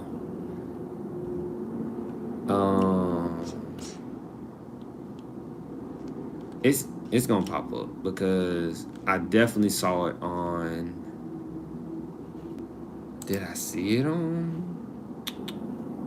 Let me go and find it. I will find it. And if you leave the channel because you don't like me trying to find the right information for you in this conversation, I still love you. That's what you need to know. But if you want to wait and leave and say, did he find it yet? Because it's not going to take me that long. I don't think so. Because I already know the keyword he said. But I'm still trying to see. He's a senator too. He said it. I looked him up. Jesus, I wasn't sure about the link. Was you really though, G? Was you really? Where is his name?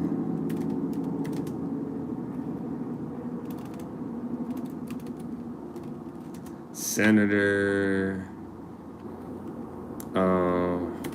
Cause it's a video. Who does not? I don't know, G. You be dip. You do be dipping though, G. You be dipping though, cause work be getting busy. So I be like, yeah. You know, like I tell you, handle your business. Watch this in your spare time. This is meant to like get a little information, go and put. Oh, okay. Okay, it's good to know I got a little patience in the chat. It's good. You know, we live in such an instant time. It's good to know I got a little patience in the chat. Senator.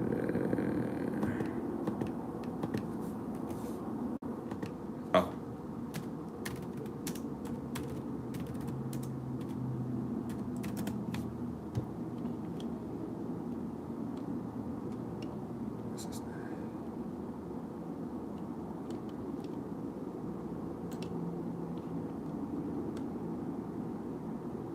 All right.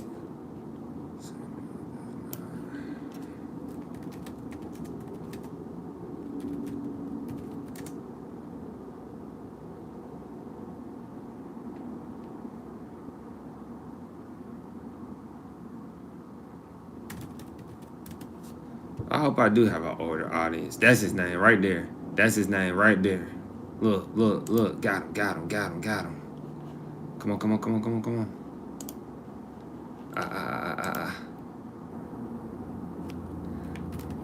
John.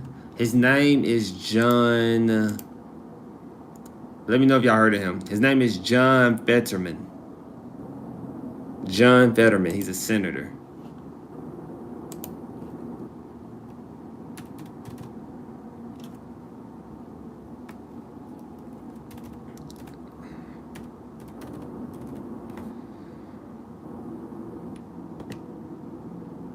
Did I click on the right one?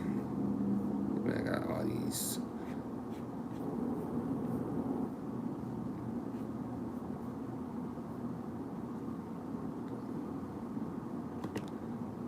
John Fetterman.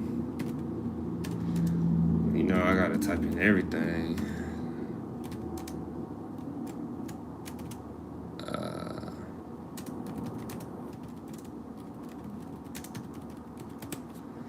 Alright, I think I found it. It should pop up.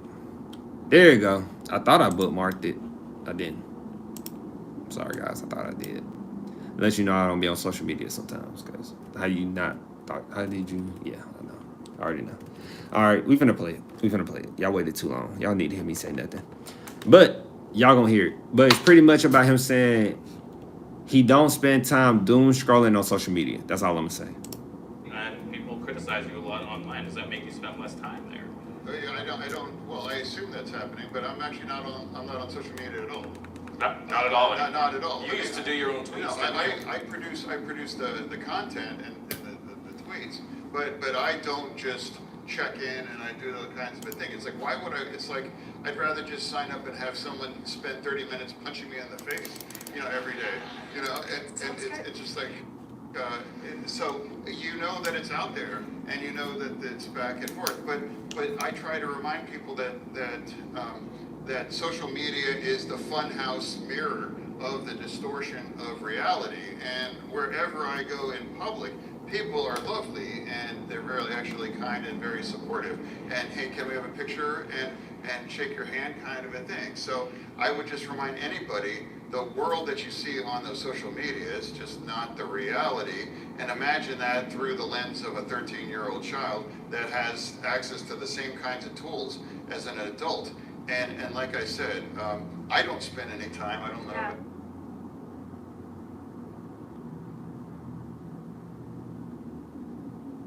Moment of silence for all the people that use social media heavily, overly. Yep, I knew G had something to say. And then,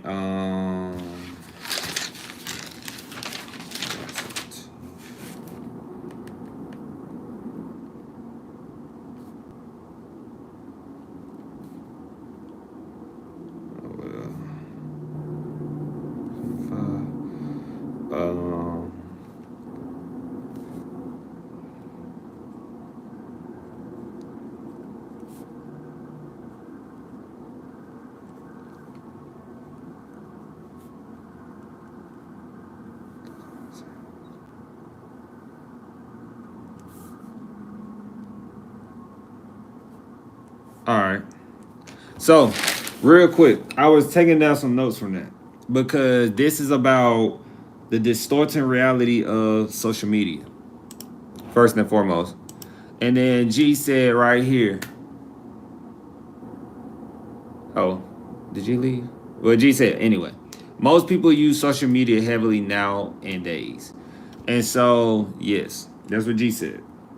People use social media heavily nowadays. Where can I find education in this, right? Why is this important?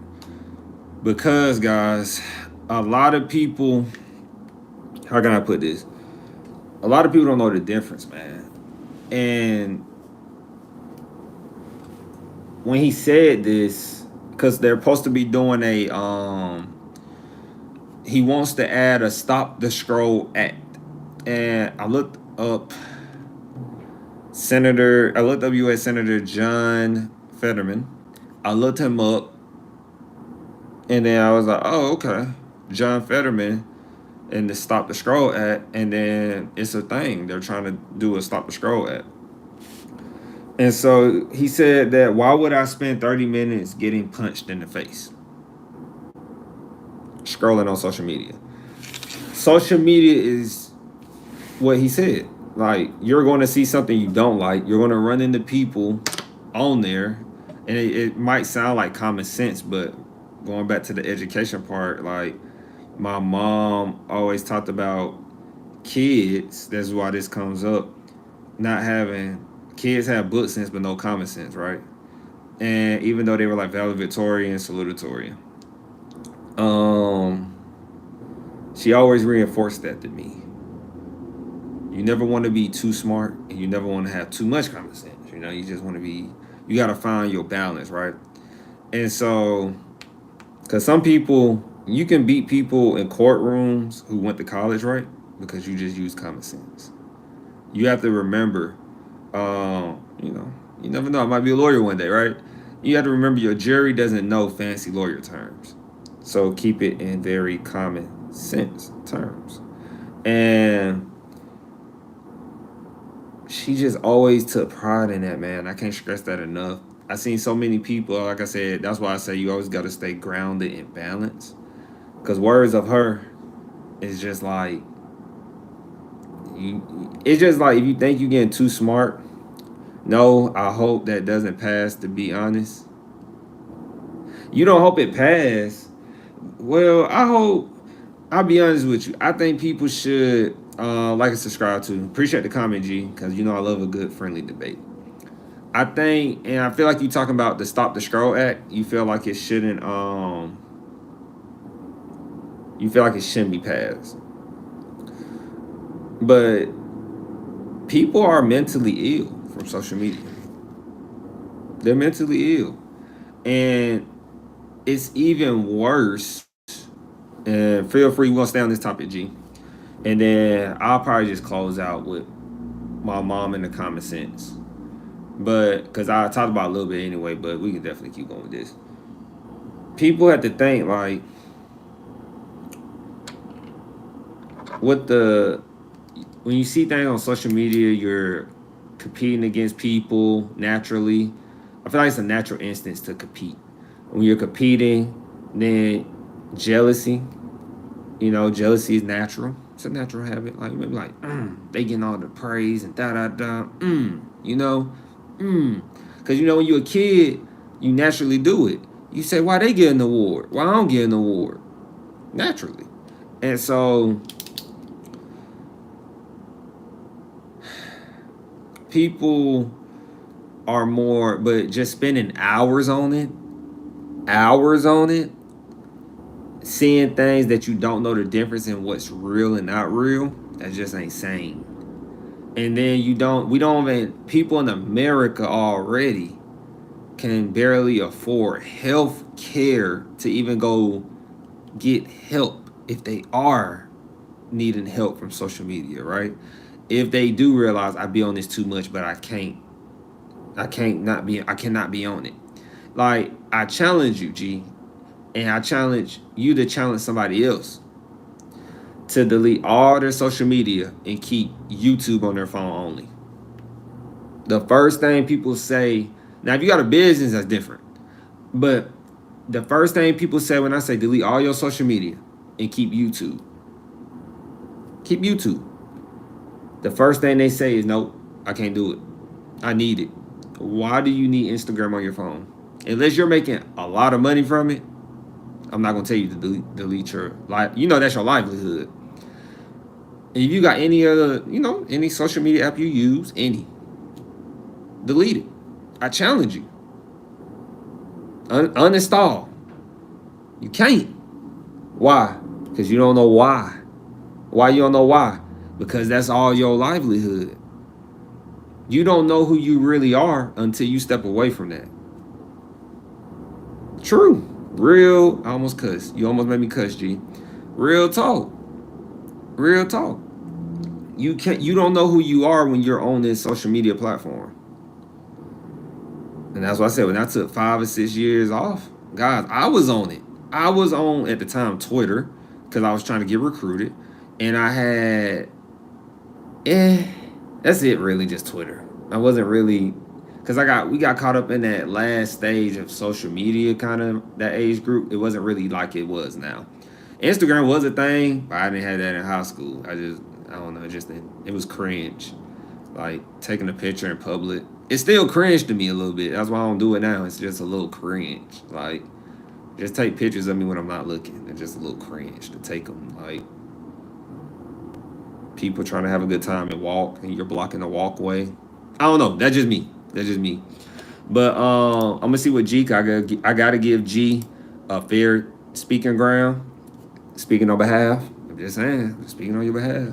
And so G said, I already barely use social media, LOL. I can tell. I can tell by the way you talk. I can tell. You barely use it, G. G said, wait, my speaker's at the... And then G said, I'm just reading out stuff, G, that you saying. G said, and I do believe it's addicting, hands down. But I don't believe the government should regulate.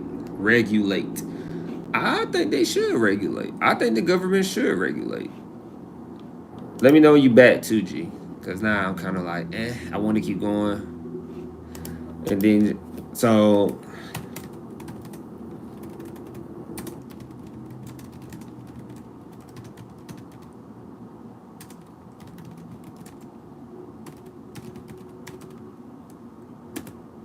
I don't know if your speaker came back, G. I think the government should regulate. Because... Like the guy said, he John Fetterman said, he said you have the same look. He said, think about it. You're on the app that a kid has access to. That social media, anybody can go make a social media account. There's no age requirement, really. You just got to have an email. Kids are smart enough to know I just need an email or whatever, and they make an account. It's not safe. So you can be arguing with a kid. You can be arguing with a 12-year-old or 8-year-old, but some people still don't think about that when people post in a comment section. Because people are essentially brainwashed and feel like they need an app that's on their phone that they don't benefit from. At least when you was reading a newspaper, it was real news, supposedly, because my conspiracy people gonna say, how do you know that was real news? Man, news is news. These people, news is news. Now my chat finna get me.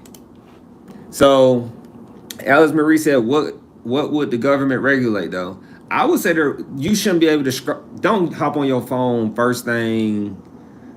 I think when it hits a certain time at night, you shouldn't be scrolling. You can put an age requirement on it. When you get like, what's that? When it gets like 9 or depending on the age range, but the parents should have to say so. I still think it should fall in the parents' hands as always, because you got to have your rights. And so, real quick, because I don't want to take up the talking, because I like to have a fair talking ground. Alice Marie had asked that question about what I think they should regulate. That's what I think they should regulate. That's just one of them. And then Alice Marie also said it's 12 plus though. Usually, kids just lie. If kids just lie, then I don't know what to say because I don't make apps. I don't make social media apps. And then G said, no, we seen this. We seen what happens when government gets too involved. We have seen what happens when government gets too involved. G, that was a good answer. G said we do see what happens. And then Alice Marie said, but everyone's time zone are different. But I get that everybody's time zone is different.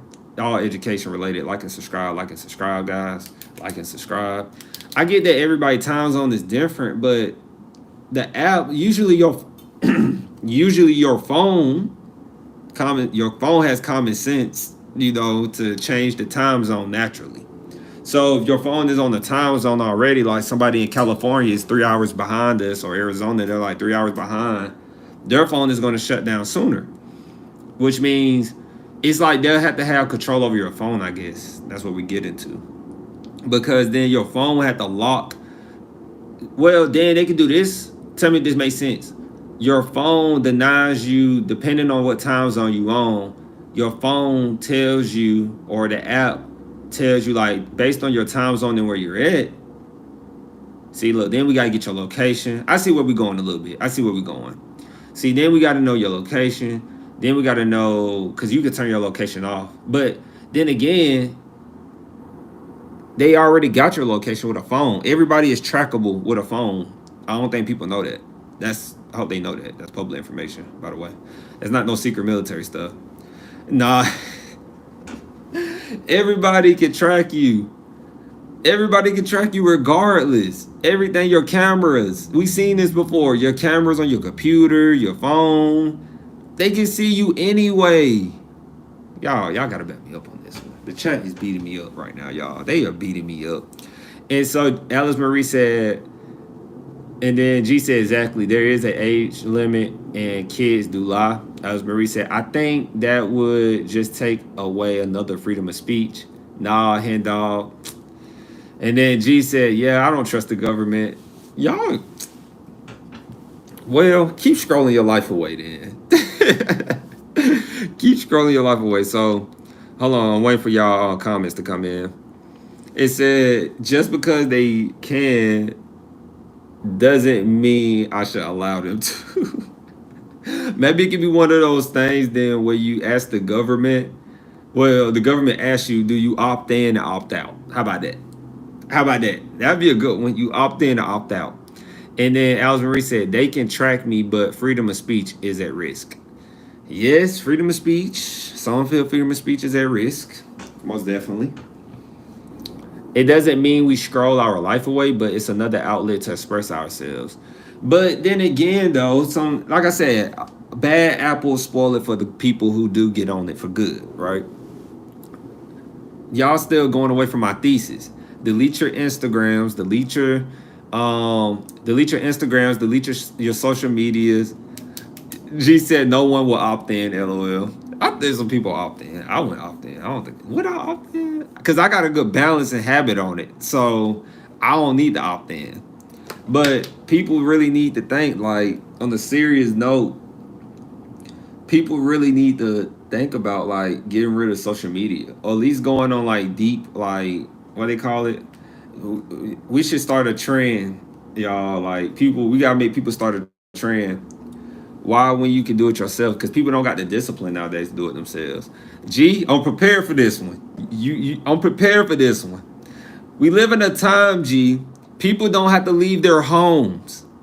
I can get DoorDash to my house. I can take a Lyft anywhere. I can get groceries to my house. I can get anything to my house, G, and I don't have to leave. I can stay in one spot all day. And you telling me people gonna have what G said? And you telling me people want to take the initiative to do it themselves and get rid of a social media app where they could be someone they're not? No. And so Alice Marie said, what about LinkedIn then? Which social medias? Alice Marie, type this fast. So Alice Marie said, with social medias. So like, you talking about what social medias I think is bad or not good for you? Are you asking that, Alice Marie? Type that for me. And then G said, I don't need a parent government. That's funny. He's I don't need a parent government. I never heard that before. That might start a trend or something. And G said, just because someone people don't have self-control doesn't mean I Oh, you feel this, huh, G? It seems like this would be on your stomach a little bit. It's like punishing me because I have initiative to do so.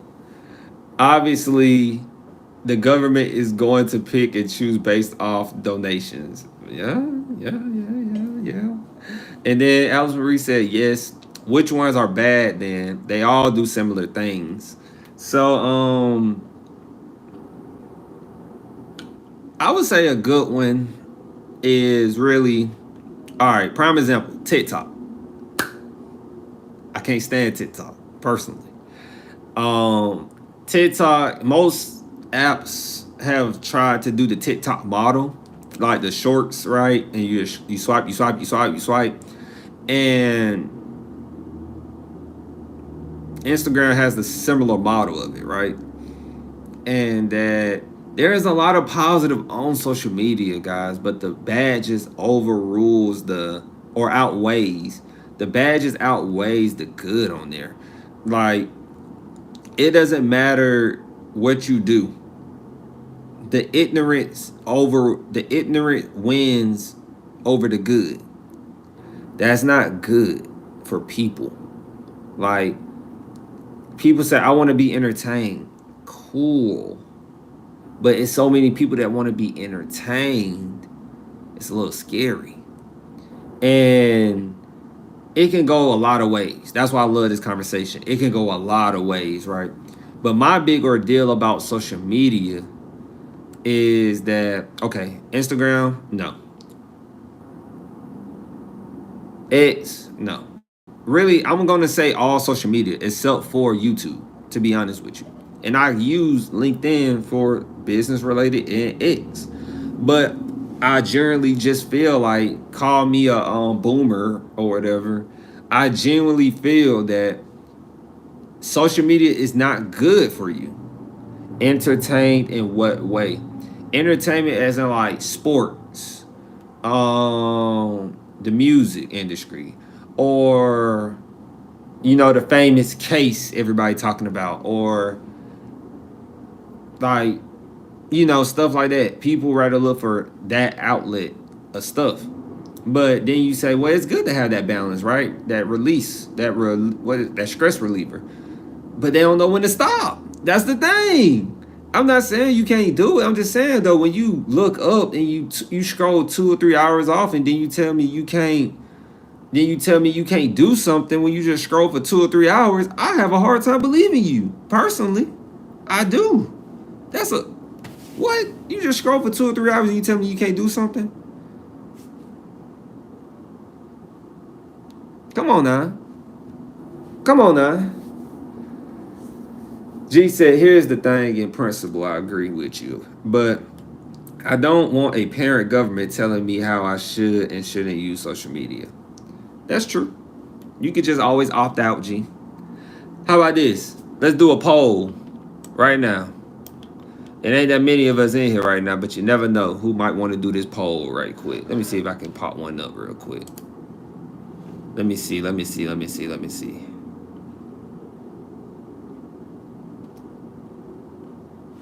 something real quick.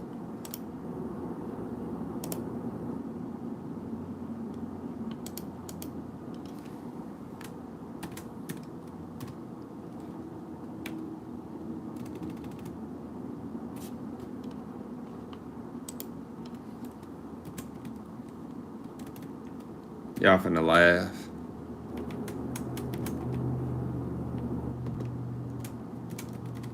And then we're gonna do our review. Then we're gonna do our review of a school, guys, to close out. Because I'm not gonna hold you guys here all day.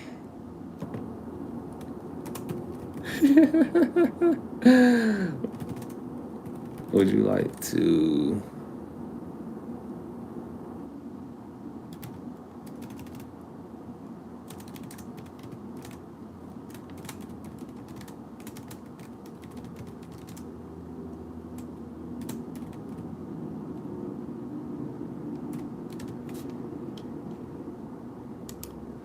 All right, there you go, guys. There you go. So for my people in there right now, would you like to do our parent government program?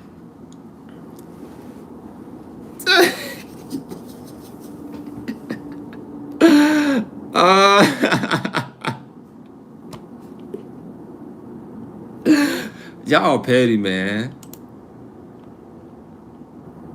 Do we not have any more voters in here before we close the poll? Would we like to close any? Will we have any more voters?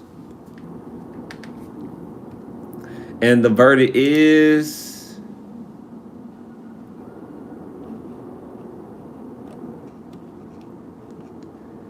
100% opt out. Cool. It's cool. It's cool. It's cool that 100% opt out. It's cool. I'm not tripping. It's cool. It's cool. It's cool. But don't be surprised when it comes, though. Because G gave it the name, the parent government program. That's what they're going to name it. And then, and then when we see it later in life, just know, like, don't try to opt in the future when the AI and the robots come and then you're like, this is getting too much. I'm going to just opt in. And so G said, I agree. I'm busy on my own accord.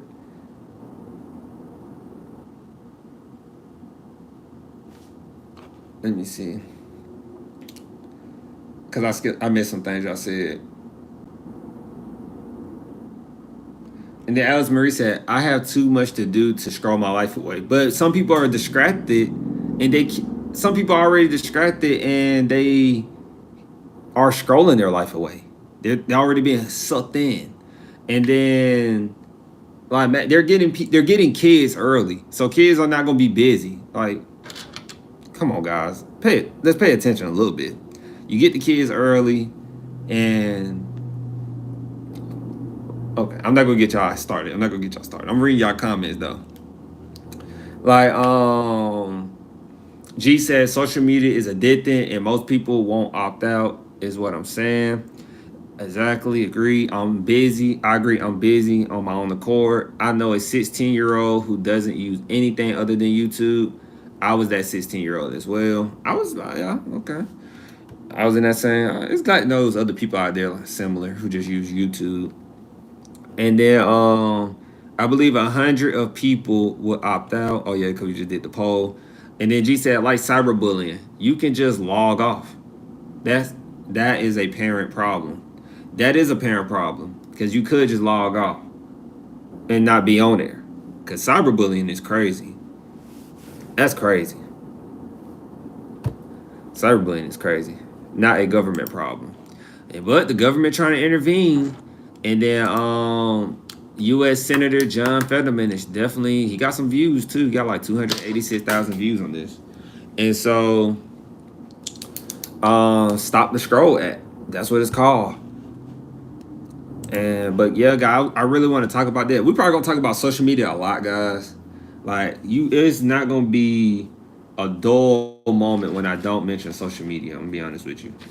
And just keep in mind though, remind people, don't think it's a bad thing to tell people like, look, social media is not real. You should really try deleting your social media apps. I think people should start recommending that who really, because the ones who are not really on it, or just started, like some people who probably not doing what they're saying might still influence somebody to do it, even though they wasn't doing it themselves. I ran into a lot of people though in my life, my very young life, that they don't know how to prioritize. They don't know how to prioritize real life over virtual life. And so I do like to mention that. Sometimes I like controlling the light with the blinds, guys. I like doing that sometimes versus using the light down there. Hold on right quick. We finna do a review. We finna review a school, guys. that should look a little better. And so let's do our review of our last school. Let's see.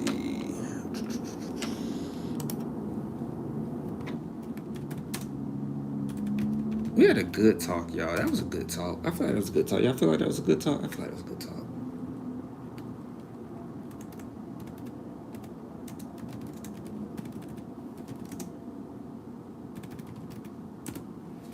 My internet don't want me to talk to y'all, LOL. Let me reboot. That's the parent government talking to you.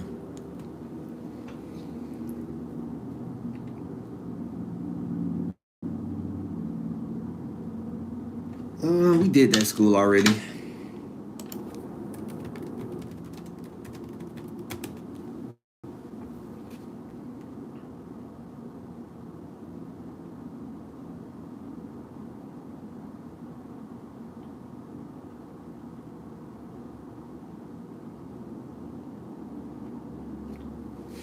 Bias.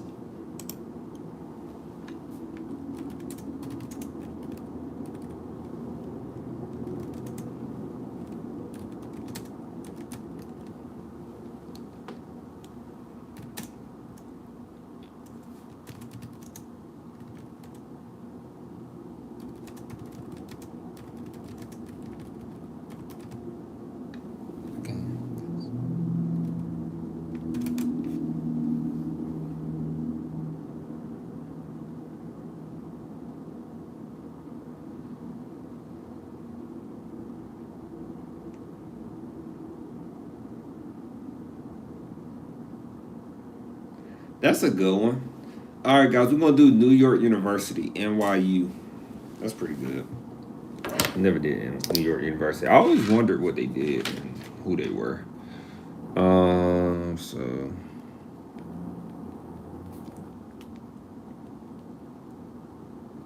school review. I'm gonna say New York. I'm just writing this down, guys, because you gotta write this down a little bit. All right. Where's this school at? Oh, it's in New York University. It's in New York. I'm just playing. I know. It's in New York. It's in New York. Let's not flip. Don't flip on me. Boom, boom, boom, boom.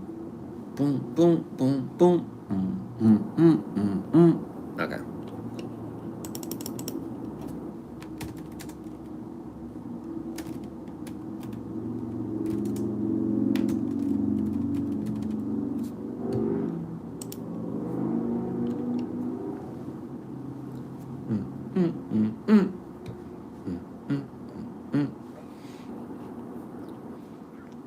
Ah, they're private. I didn't know New York University was private.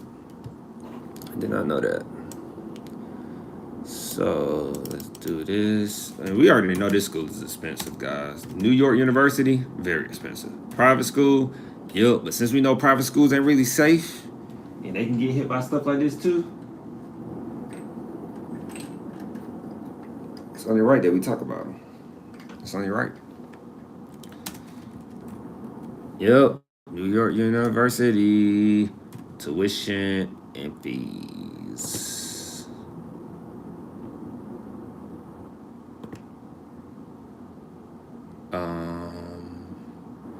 We're gonna do tuition. All right. New York University. Why was it so easy to find? Because it's a very popular school. Whoa, is that true? Hold on, wait. Is this the right school? Ain't no way. Okay. I was looking at something else. I was about to say, what? At first, I thought they said the earnings you can earn $35,000 going here. I was about to say, what? I know a lot of people who went to NYU. Oh, I bet. We finna find out, too. So, New York University is a 4-year course for all my people out there who don't know about New York University. New York University is a private nonprofit. So, they are in the city, I'm assuming, in the heart of New York. I would hope. It says city. It's based in the city, and they said their student population is large. This is reporting from the U.S. Department of Education. They have a graduation rate of 87%. That's pretty good. That's a B. And the average annual cost at New York University is $35,000 a year. That's the average annual cost, which is not bad for a. It's not bad for a. What's that word I'm looking for, guys? For a. I don't want. You know, they be trying to give me those cookies. I don't want those cookies. That's not bad for a school that is what's that word I'm looking for? For a private school, a private nonprofit. Okay, guys, I guess I gotta do it. They're not really giving me an option, and I gotta keep this going. So it says look up your tuition. Wowza, that is not a good place to start. All right, let's do cost of attendance. I don't like those estimators. Wow. So, hey, I didn't know this. New York University has a campus in Dubai and Shanghai. Wow. Wow. I didn't know that. But the cost is crazy, though. Cost is crazy. If you want to do that, you're looking at about 77 grand if you want to go to school in Shanghai. This on this school website. If you want to go to school in Dubai, you're looking at about 81 grand direct costs. Well, the whole total grand price is 87 grand. Sheesh, still not bad though. Some schools cost more than that. And then hold on, is that for 1 year? Is that for 1 year?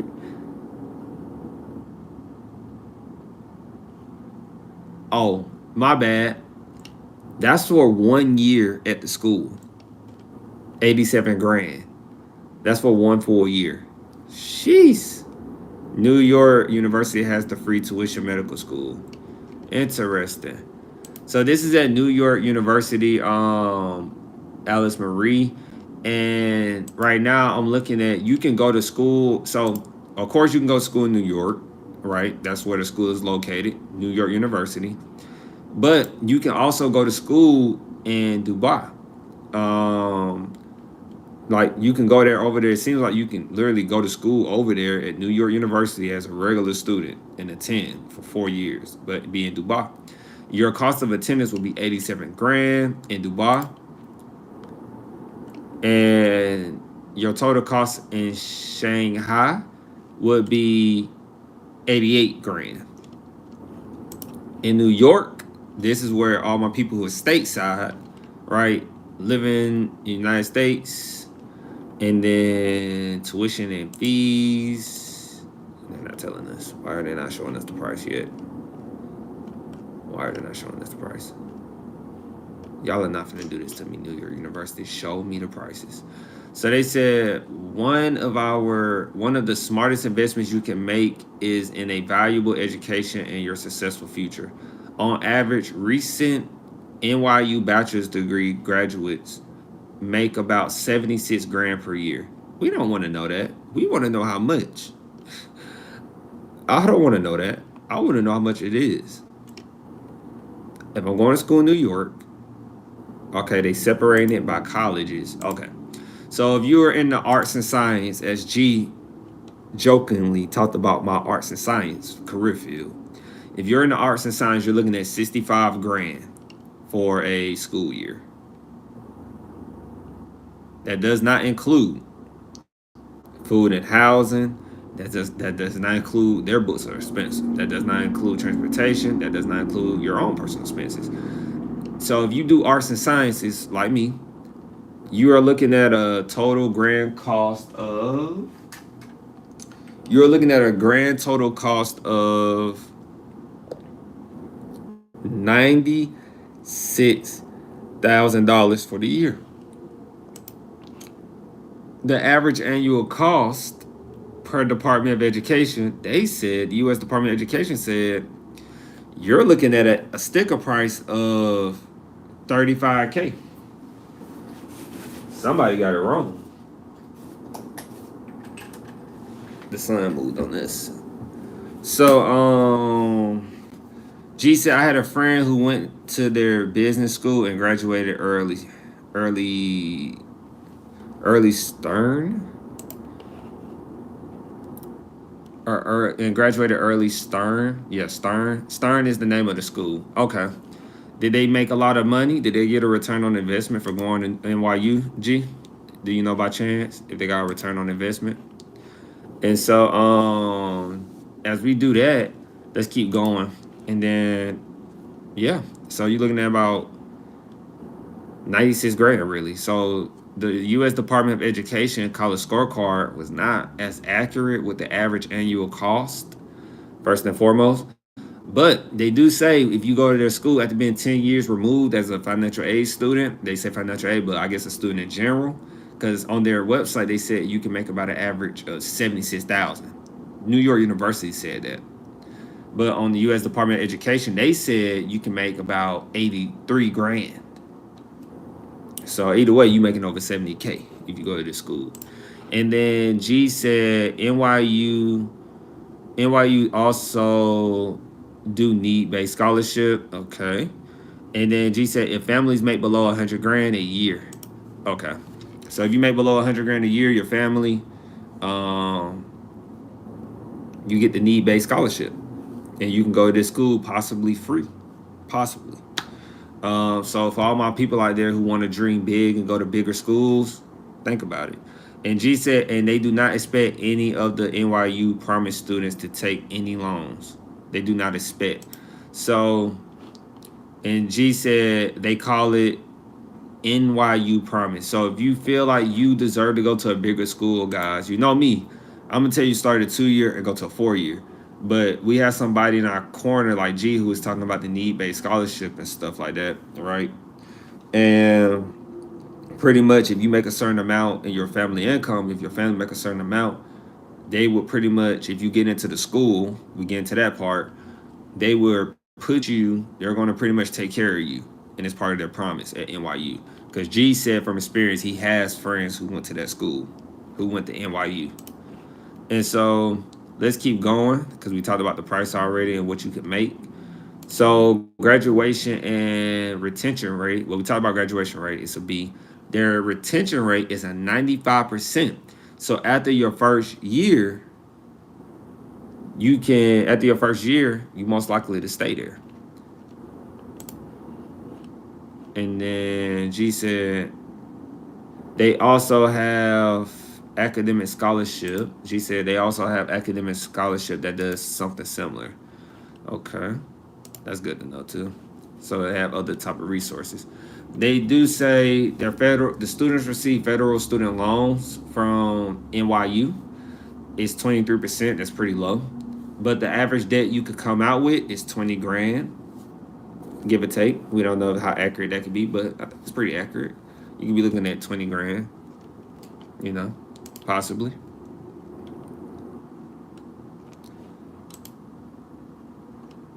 We talked about the earnings, but right here, I'm surprised by this number. It got me a little curious.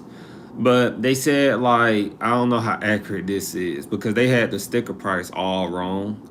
Like I said, you're looking at to go to this school, you're looking at paying 96 grand for 1 year.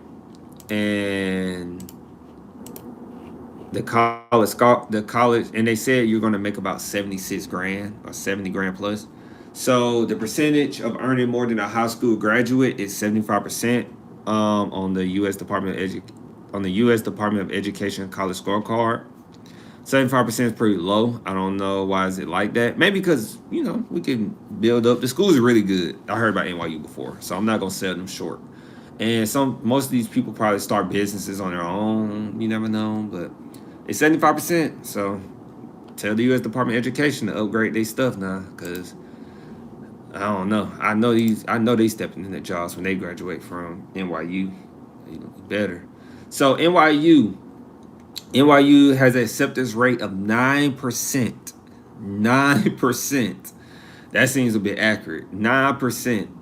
And then New York University considers admission test scores, SAT, ACT, during the application process, but they do not require the SAT, ACT, or math. So that's good to know. They don't require it. So, how do I rate this school? First and foremost, the school gets a, knowing what I know a little bit, I'll give the school a C. Why? Because they're one of those blue chip schools. They're a blue chip school. And knowing what I know about a little bit now, thanks to G, about how, like, if you are a kid, right, and you want to go to school but you know you don't have the money, possibly you can get a need-based, like, you could possibly get need-based aid, pretty much. Or I know they might call it different, but the school can help you if your family don't make that much. But what I'm gonna tell you is that you always want to go to school that's in your purchase power. That's my belief, because I couldn't get into these type of schools. I had to work my way up, and didn't really consider going to them. Now, like, I probably could make that chance in graduate school, but you know. So I would say go to a school that's in your purchasing power, because what that does is it keeps you from the stress of, like, you never know what might happen, right? It's the same. The school might go through hard times and they can't provide you no free education no more. So then you got to pay. And then you might have to leave like your sophomore, junior year. Anytime you rely on the school or business or anything to take care of you, you always have to be cautious of them, like, reneging on you. It's always possible. No matter what they say, it's always possible. I didn't seen it. I don't think I seen it. I know I haven't seen it all, but I've seen it too many times. So it's part of that, what, diversification. That's that right? It's part of diversification. I said diversification. It's part of that diversification, because you don't want to dump your eggs in one basket. Especially now going forward, while the uncertainty with higher education. Start at a 2-year, bridge to a 4-year. I'm gonna tell you that every time. Do it under articulation agreement. I'm gonna tell you every time. But the school is a C, literacy, because they are top dog. They got schools in Shanghai, Dubai. Like, those are deployment spots. Not Shanghai, but definitely Dubai and related. And so that's pretty dope, right? And if you go there, hopefully you got some type of money, right? Or you got something set up where you don't have to pay anything. And before we go, G said that's probably, to make sure I ain't miss nothing. G said they also have academic scholarship that does something similar. That's probably, if you paying full tuition, it's 96 grand, but 51% of students get some kind of aid. And then G said, well, only blue chip schools should, in theory, be the only schools offering need-based scholarships. And then G said, I don't know many regular private schools doing something similar.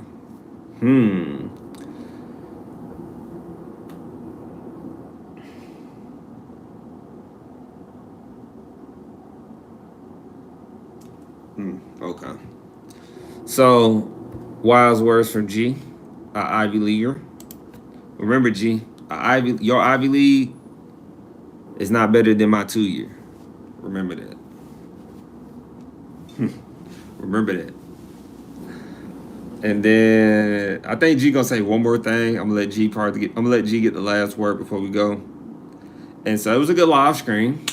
We talked about 2 hours and 18 minutes. We did pretty good. And we had a heated debate about the social media, which I figured I could get y'all to cough up some words on. I did pretty good on that. I felt like that was going to get y'all to talk a little bit. And so we will be back. It's Friday Eve. Enjoy the rest of your Friday Eve. Enjoy your Friday. Enjoy your weekend. Enjoy the rest of your summer. Summer almost over as we go toward fall. Enjoy. Make sure you go swimming. And then G said, need-based scholarships tend to come straight from the endowment. Sure, you can believe that, LOL. Yeah, the endowment, right? The one that Trump administration and Linda, they trying to tax it. Tax. And I know New York, NYU, I know NYU got over 3,000 students because they said the schools that have the schools that are enrolling or have 3,000 students, they're tax exempt or something like that. 3,000 or less is one of them. And then G said, but I like you. And in return, I like your school too. I appreciate that. Fair mutual. Fair mutual agreement. I like mutual agreements. Yeah, exactly. They are trying to tax it for real. Because I know they making that money. That's a lot of money. NYU, 96 grand a pop per student, per family. Woo-hoo. That's the money right there. But I will see you all tomorrow, Friday Eve. Don't work too hard. Peace.